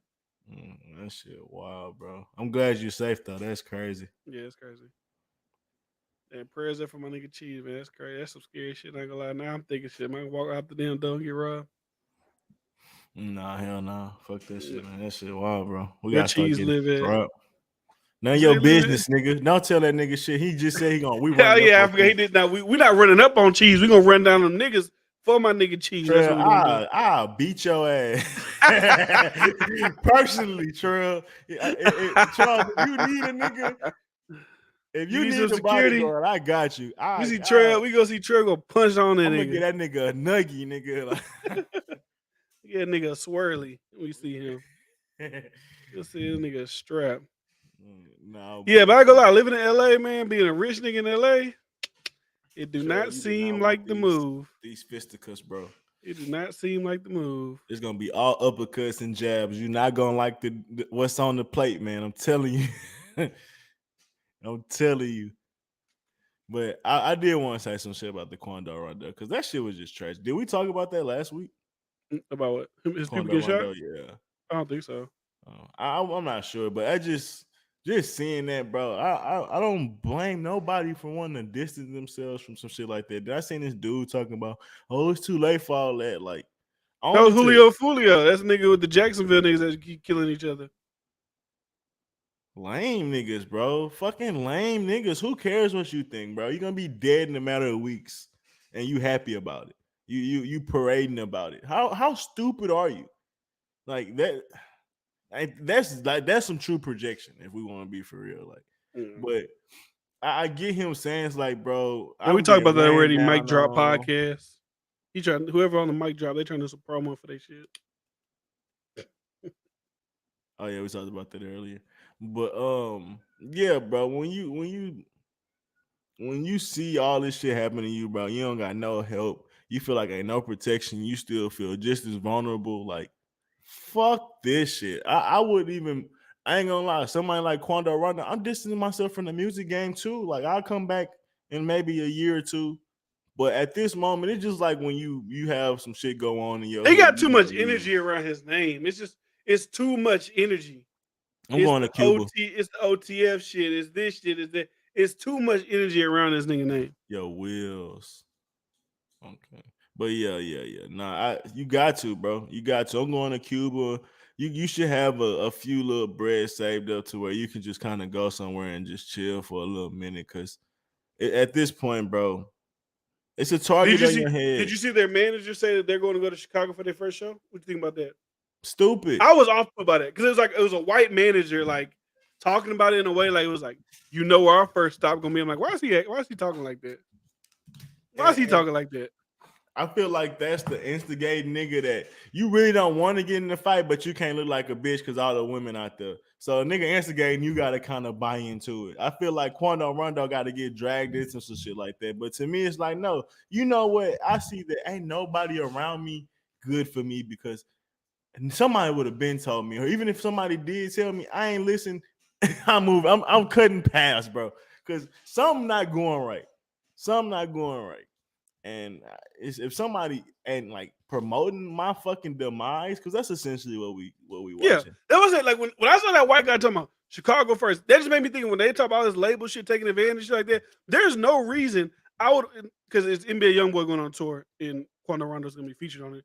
There's no way I'm like, yeah, our first tour is gonna be in a place where we know violence and danger can be, just to make a moment, just to make a little go viral for a little day, because we all know.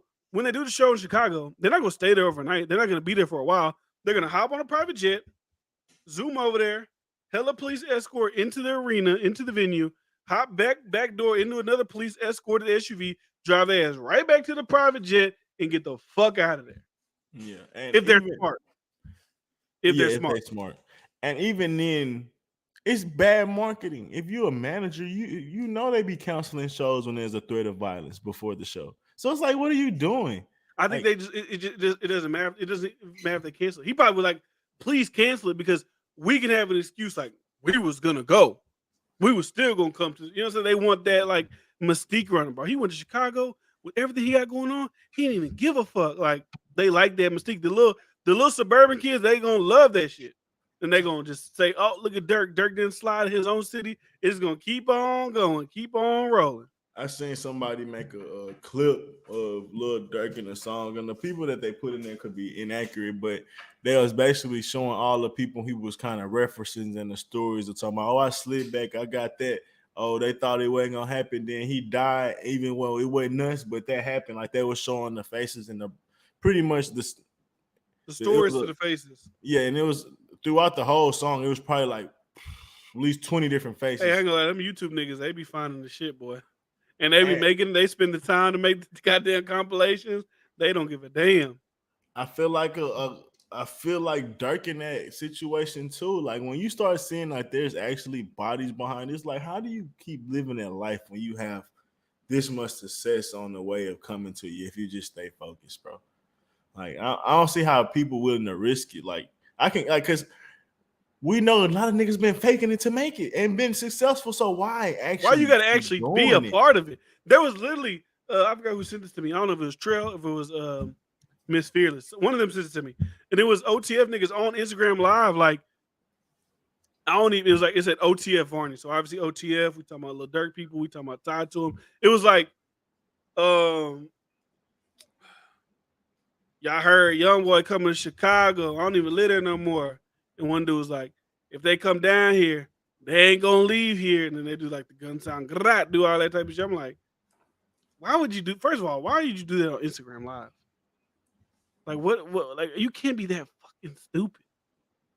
You can't. Obviously you are. You gotta be that fucking stupid. But like you would think you can't be that fucking stupid. You would think.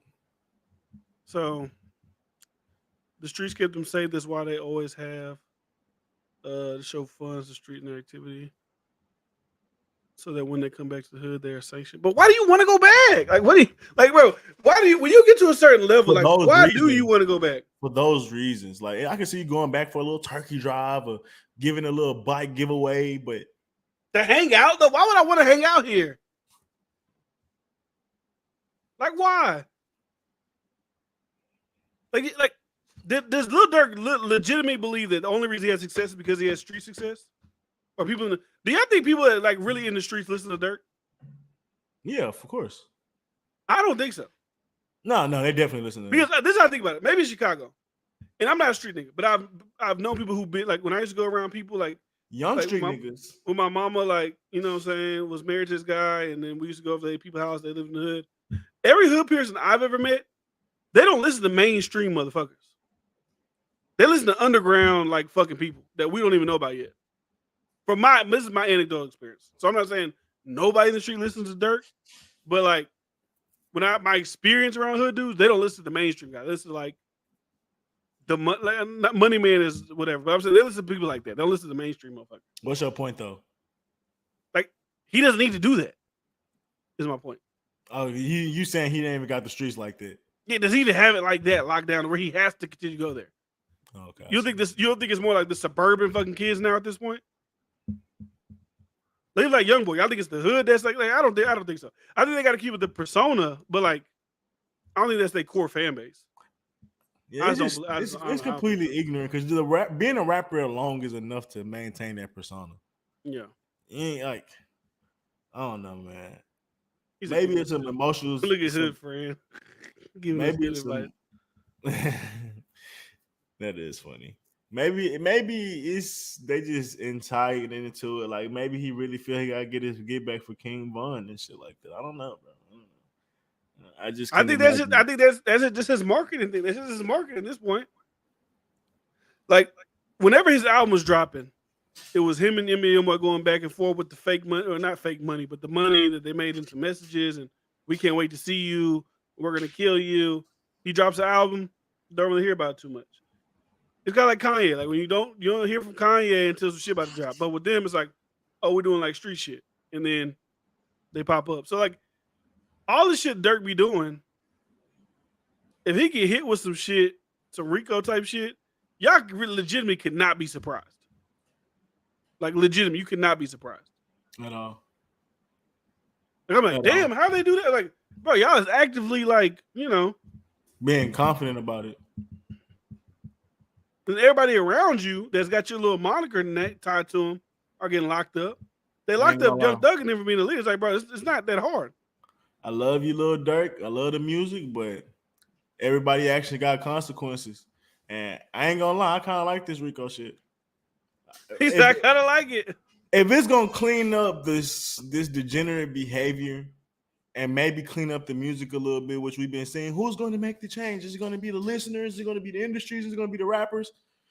If it may be a Rico cases, maybe that'll clean niggas up. Cause we see Lil Baby mean with the governor and shit. Maybe like it's gonna make niggas. Bro, Lil Baby is doing anything he can to avoid being a part of that bullshit. Maybe this shit is smart. It's smart.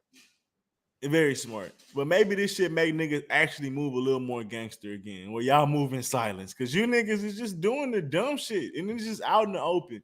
Maybe this make y'all move a little more fear like gangsters used to live in. Like, yeah, because y'all niggas is too comfortable out here. Too comfortable being ignorant. So maybe Charleston a little Bryce Rico. Strikes again. Honestly, I like the Rico. You know what? This little Rico thing, I kind of like this shit. If I could just hit with the Rico. See, the only thing about it I don't like is like a guy like Gunna who's just like, I'm a part of this this label and I get wrapped. I don't like shit like that. But like, if you're actually out here killing people and doing all this shit, it's like, okay, we can get you.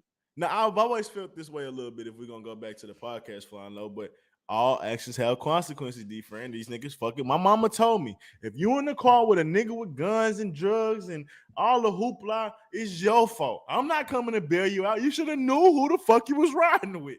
But they can't get a nigga like 20. They tell he facing like 20 and shit like that. That's a little excessive.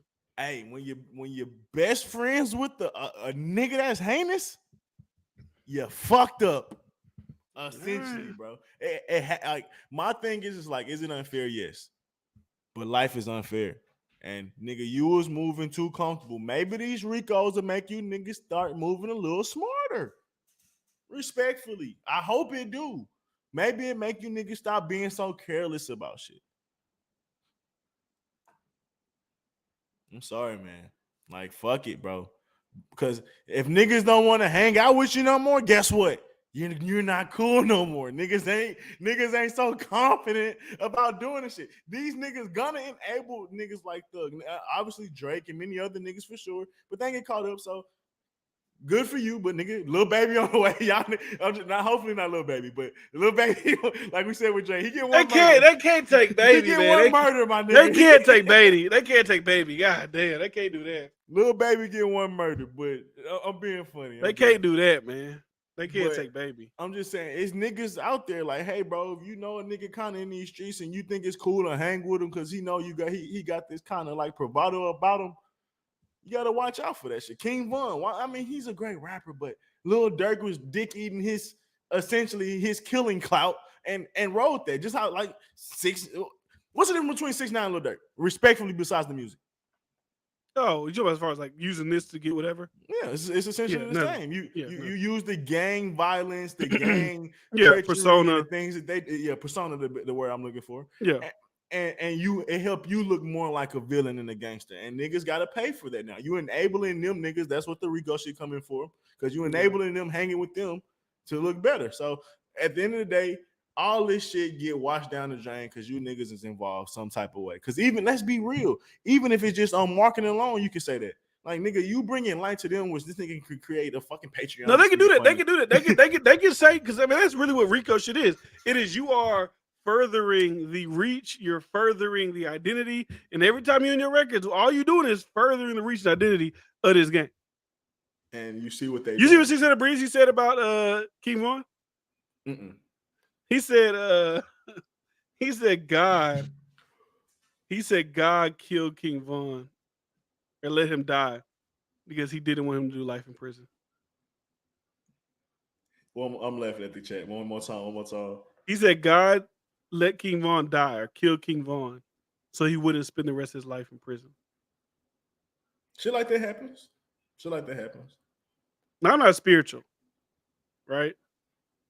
But when you're accused of killing multiple people, I don't think heaven is at the top of your, Oh, no, he's not. Oh, wait, I might have missed it.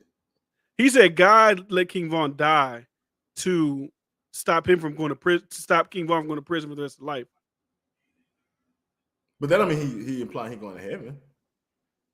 I mean, that's how I would take it. I see what you're saying. No, I don't get that. I agree with some of the sentiment, but I see what you're saying now. I see how, I don't agree with that. Like maybe God let you die so you wouldn't like harm any more of his people, his children. Yeah. I look at the way of the world. Like, nigga, you become such an abomination. Eventually, you get got with the same sword you've been using.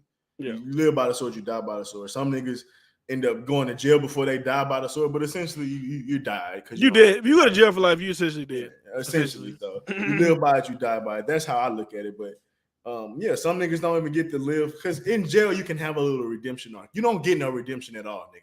Like, we gotta stop this nigga, nip this right in the bud. There ain't no way you repented all your sins. Ain't no way. You ain't repent before you die. You not looking back. You looking for you. Like, if we was to take on what that nigga said, the nigga was foul mouth, ready to go kill a nigga bright and early before McDonald's was even goddamn open. Like, if it's a nigga like that, if that's and then laugh about joyous about it. Yeah. I don't see no end to that.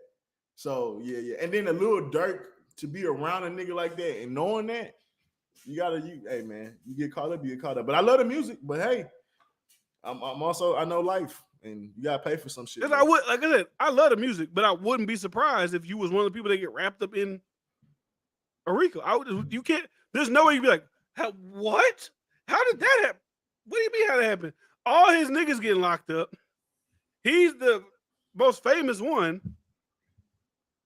Well, you did that. Of course, he's the next motherfucker. Like, I ain't praying it for you. I ain't wishing it for you. But like, duh. Me, I would hope you listen to what Gilly and his boy said as far as like getting that redemption arc before this shit happens. I would hope you don't go to jail. I would hope you change your life and break ties and just get away from that shit. Instead of going to jail. But me, if you stay on that path, bro, hey, bro, I love you. I would wish I could interview you one day, but brother, I gotta be realistic. I'd rather be that than a yes man, bro. Because other niggas like, nah, bro, keep doing that shit. We rich. We What's the first thing you ask Lil Durk? First thing I asked Lil Durk is like, it'll be, well, I couldn't say the first thing because like the first serious thing after we get into the interview and actually break the ice. I don't even think he'll answer the question because it's just like rap shit. There's some shit that niggas probably walk out on, but it's like, bro, how do you feel about promoting something that actively kills your people and it is a threat to your life? All right.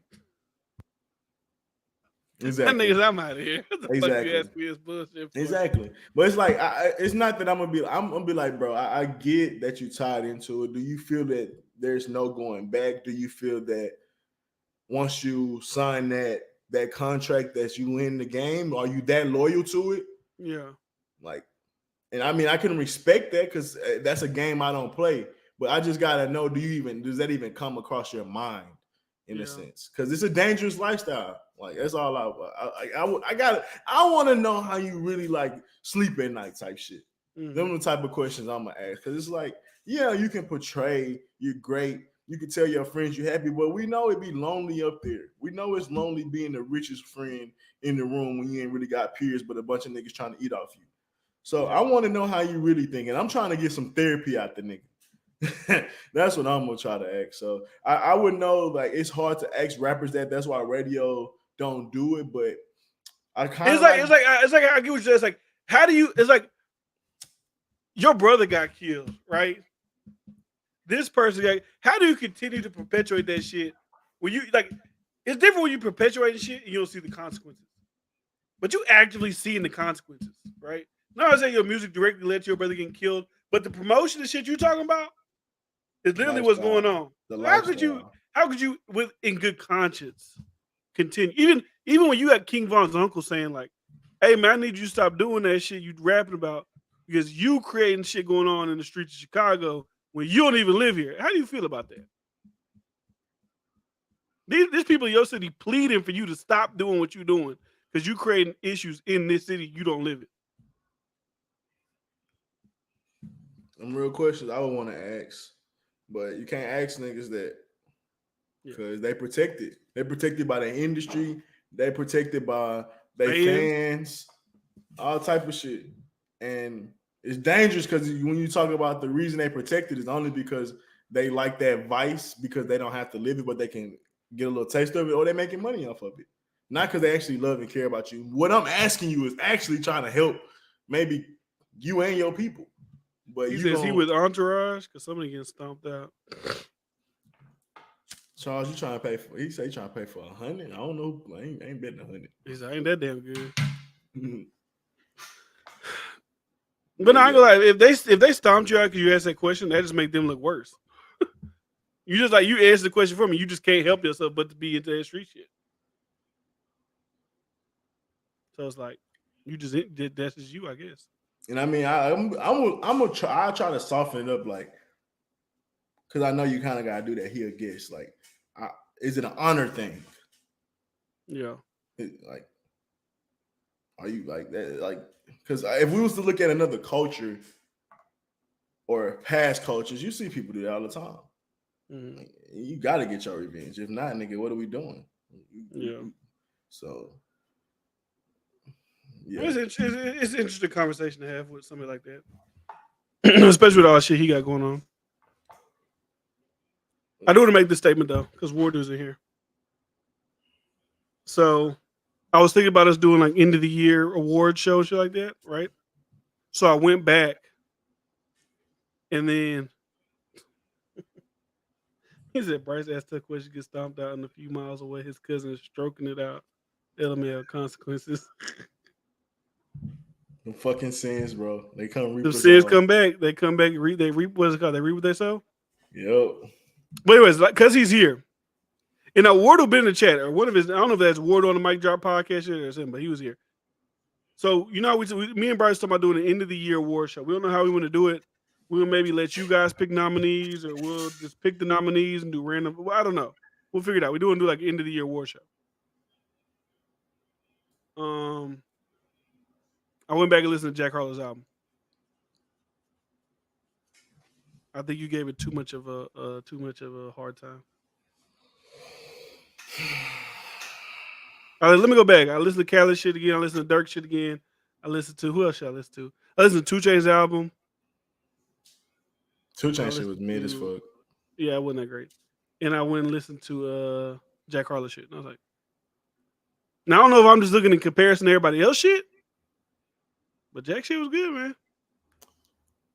I do enjoy Jack Harlow's album more than I do Kendrick Lamar's. I can say that for sure. I can say at this point I can say that definitively. I enjoy that more than that album. Can you tell me what songs you enjoyed or something? Because I did. Yeah. Give us a little rundown real quick, because I like to get the feel what you trying to feel, because I'll be clueless talking about music here. Yeah, Charles. I'm trying to figure out what the fuck going on here. What do Y'all don't like Patriots the album? I mean, I ain't listened to it in a minute, but I didn't like it. Are you saying that because I'm talking about over Kendrick's album? I'm not acting like there was a lot of good albums. I didn't like that album. I didn't like Jack I Harlow. like Young Harlezy. I mean, I do like the side the First Class song. I like that song. But Churchill Downs, I hate his second verse is so ass on that Poison, song. State Fair is cool. His second verse is so ass on that song. Oh, First Class? Yes. Or what's it called? On First Class. Churchill Down went bad. I like Churchill Down and Hard Easily, but shit like Nail Tech, let me look up the shit. Shit like Nail Tech is so just cringe. Nail Tech is like a generic, like I don't know if he was pandering. I don't know what he was doing with that one. I'm not saying that's the great song, but I'm saying if I'm gonna compare it to like what do I like, what I feel like made me feel something more, I say at this point, like I said, y'all know me. If y'all on this motherfucking chat, y'all know me. I flip flop so goddamn much. I just go with the win. I ain't gonna lie to you. Because music is one day you feel this way about it, next day you feel this way. But when I was driving in that car, I was feeling that shit more than I was feeling Kendrick Lamar's Poison, ass, Parent Trap, ass, Little Secret, ass. I don't remember Side Piece. Like the lows were so bad I couldn't fuck with them. Sorry. Yeah, man. I don't know. He out there wilding, man. I'm gonna go back and listen to it, but I wasn't high on it for a reason. I just not that bad. I just look, we're also doing this. We're comparing it to music that, like, that's not the greatest music. Like, bro, we said the best albums of the year came out in fucking like March. And there's been millions of albums that came out since then. Like Future and Durk are obviously 1 and 2, right? Khaled's maybe 3. Kendrick, Drake. I don't even listen to that shit no more. I still listen to it. Who else dropped? We always do this. Who dropped? Yeah, who dropped? But I was saying, like, I don't even count this Drake album. We still rock Jam and Certified Lover Boy. Nah, I still listen to it. I ain't gonna lie to you. I listen to both still. ESTG, I listen to him with 42 Doug. Yeah, I wasn't too hot on him. I like that album.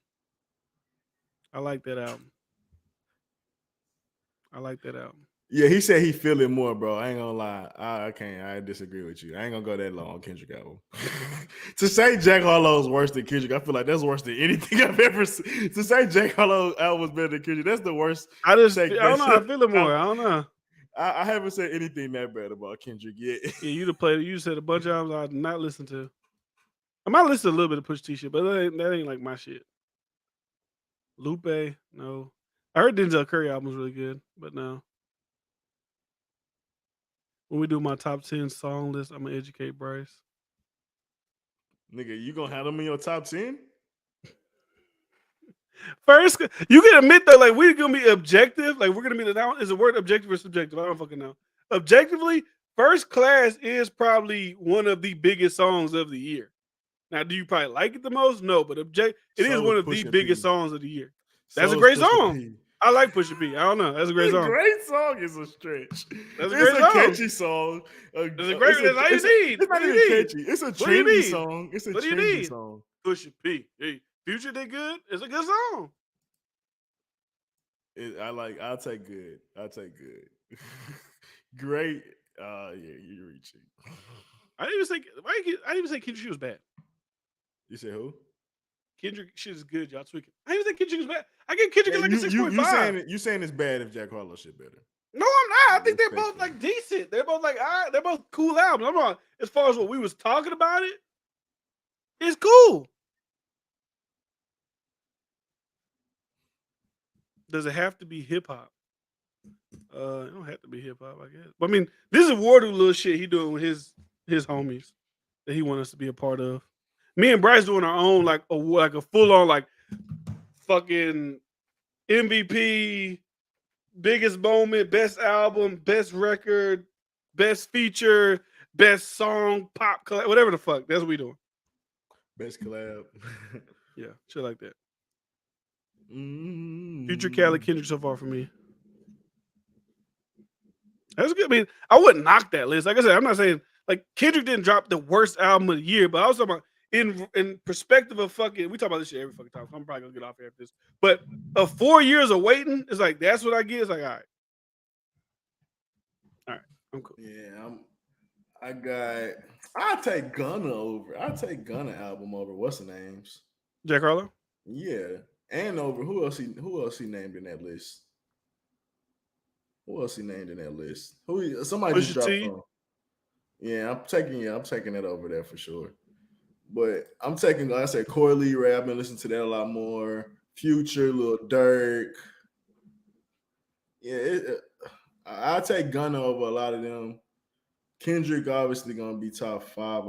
I mean, if we're gonna talk about all the albums that dropped this year, I think it's gonna squeak into the top 5. You said Travis gonna drop and shit like that. It may not. We'll see.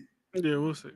But it's a few albums that I'm talking about, mainstream albums that I'm taking over Jack for sure, bro. It wasn't Coyle Ray. Corey, I be saying her name wrong. No, you said it right, I think. But I'm just saying, like, you think Coyle? Okay, so let me ask you this: Coyle Ray's album is better than Kendrick's album. It's more entertaining for sure. That's what I'm saying about J. Cole's album. Nah, now you get all sonically and all that type of shit. I'm like, all right, yeah, maybe it's not fucking like that, but I'm more entertained by it. Nah, I cut on Kendrick before I cut on Jack Harlow any minute. I can't cut on that Jack. I just don't want to hear I guess high school bars. I'm just good. I'm good.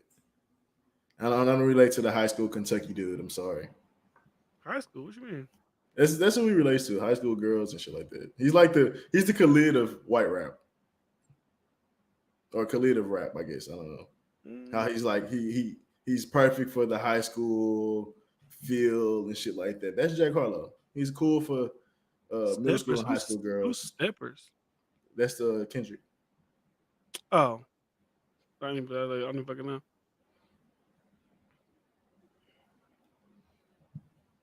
He said he heard Coyle Ray, but not Jid, Denzel Curry, or Benny. What the fuck? Who? You. No, he said who? Who? Denzel Curry, JID, and Benny the Butcher. I'm gonna listen to the JID. I'm not listening to the Benny the Butcher. And I mean, I don't even know what we talking about. Stephen? I don't like Curry. I haven't even. Bro, y'all sleeping on Donda 2. I haven't even heard Donda 2. I don't have a stem player. I don't have none of that shit. I'm gonna listen to JID for sure. Yeah, I got to. Cause y'all keep talking about. I keep seeing people talk about it. I was listening to. My phone's dead, so I listened to Breakfast Club this morning, and it was like JID, the best album of the year. So I was like, I gotta listen to that shit. I'm gonna download it right now.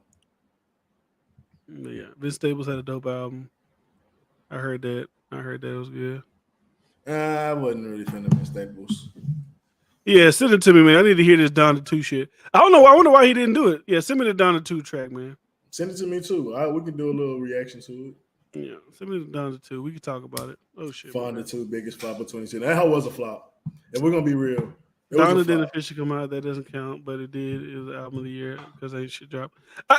Hold on, because I like to see. I see. We'll get out of here in a second.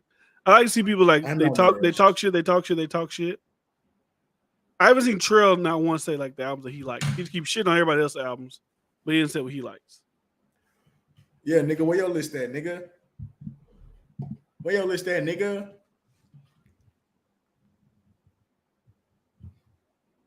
It was a flop because of the stem player for sure, but I mean, it was a flop because that hoe went from Donda 2 dropping already to nigga.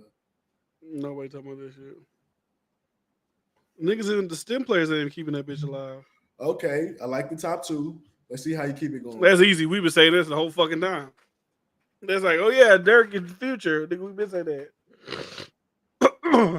Yeah, let me see. Let me look at Ghana shit. I think I would fuck with Ghana shit over. And I didn't love Ghana shit, but I think I'm saying Ghana name wrong as fuck. Ghana. Come on, man. Diaz forever. I like this song. Too easy. Obviously. 25K jacket was hard. I think Thought I Was Playing was decent. Yeah, I mean, I ain't gonna lie. This whatchamacallit album. This shit good. Shit. I didn't love it, but when we're gonna talk about how you were saying, looking at the albums that dropped this year. Yeah. 42 Doug album. That was the shit with 42 Doug dropped. ESTG. You dropped out by myself? I was on the one with ESTG. I don't know the one by himself. Gunna number 4, a little reach all out. Yeah.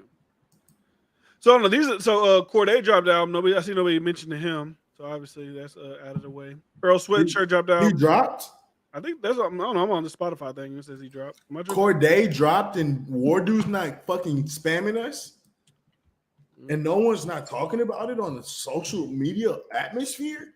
Youngboy dropped out by himself. How are we 2 Chainz, Snoop Dogg. Oh, he dropped January 14th. Juicy J dropped the album. Big Crit dropped the album. This is the Big Crit's album? Was that a new release or was that a re-release? I don't know. It's just on this list. I listened to some of it. I don't think I fell in love. Did you listen to Lil Kiki's album? Mm-mm. Trey the True dropped the album. Earth Gang. I want to listen to Earth Gang's album. Earth Gang dropped the album. Conway the Machine dropped the album. Is there any albums that you want to go back and do a reaction to, like Earth Gang? I mean, we could list it. I don't know if it's like I need to do a reaction to that motherfucker. We can do like a mix. Yeah, I gotta. It's a lot of shit came out. I gotta go back and list. Like how we did like an old episode. Like it could just be one of the combos where we do like three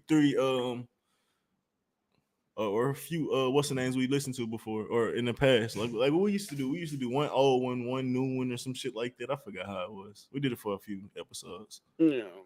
But yeah, I'm like the JID, the Earth Gang, and look what I said. That's really it. Maybe the Young Boy one. Let me see. So I said Jack Harlow better than Kendrick, right? Like I said a million times. Y'all know me. I'm probably changing my mind in 3 weeks. But it just happened this weekend. I was listening to Jack Harlow. I was in the car. I was like, shit, all right. This shit, it's all right. So, Javon, how you say his name? Giveon. He's an amazing vocalist. Yeah.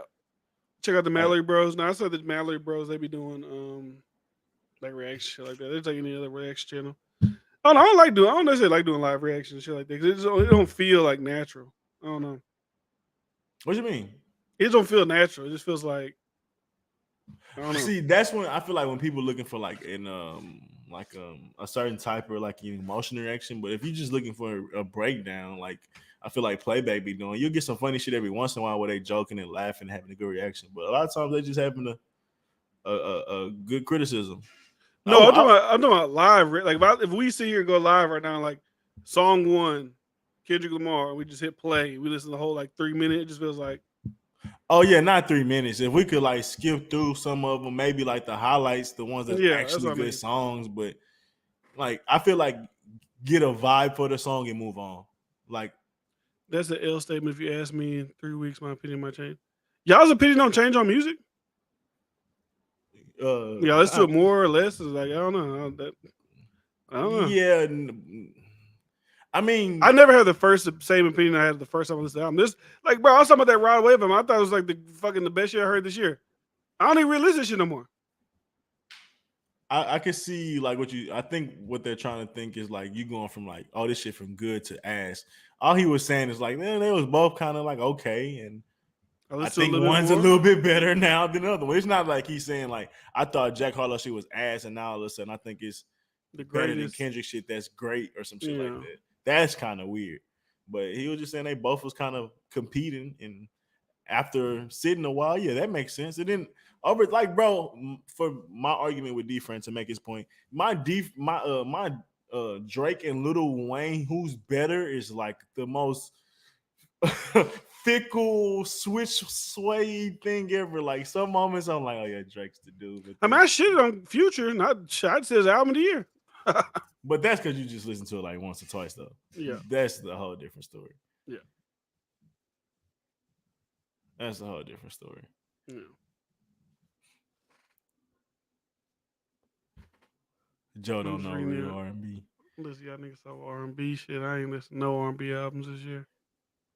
I listened to a little bit of Gibby on the album, but I was Ride Away better than Jack Harlow. Yeah. Yeah. I can see that. All right, man. I ain't got nothing else. I ain't got nothing else for y'all. All right, man. Appreciate y'all for being here. Appreciate you for watching, subscribing, all that good shit like that. We won't be back till Tuesday. Dang, what's going on Saturday? Man, I gotta watch the fights, man. No, we probably what we gonna do? Smoke some cigars and then come. We can watch the fight in my house. Yeah, we can figure something out. Bryce's birthday coming up Monday. Y'all give my nigga a happy birthday shout out. The fight's been working pretty good on my shit. Like I don't be skipping. We'll figure that. We'll watch the fight, something like that. But nah, we out. I got plenty of room. Yeah. Peace, love, positivity to everybody out there in the world. Hug your family tight. Love your people. I wish I could let y'all continue y'all's conversation, but like I said, we better get the fuck about it. But no, I thought I'm gonna do a Jack Harlow live reaction this week. Stay tuned. Maybe tomorrow. All right. He said about time you see. I saw Bryce last weekend at the family reunion. At the high school reunion. What you mean? I didn't think we was gonna have no topics. That shit ended up being 2 hours. I don't know why you be worried. Oh, we ain't got nothing to talk about. That shit gonna be 2 hours. Something. But I might be back tomorrow. D-Friend Daily might be back tomorrow, like I said. But today I had to pull teeth when I did my shit earlier for a conversation. So we'll figure it out. Peace, love, positivity. Have a great day. Be out. Peace.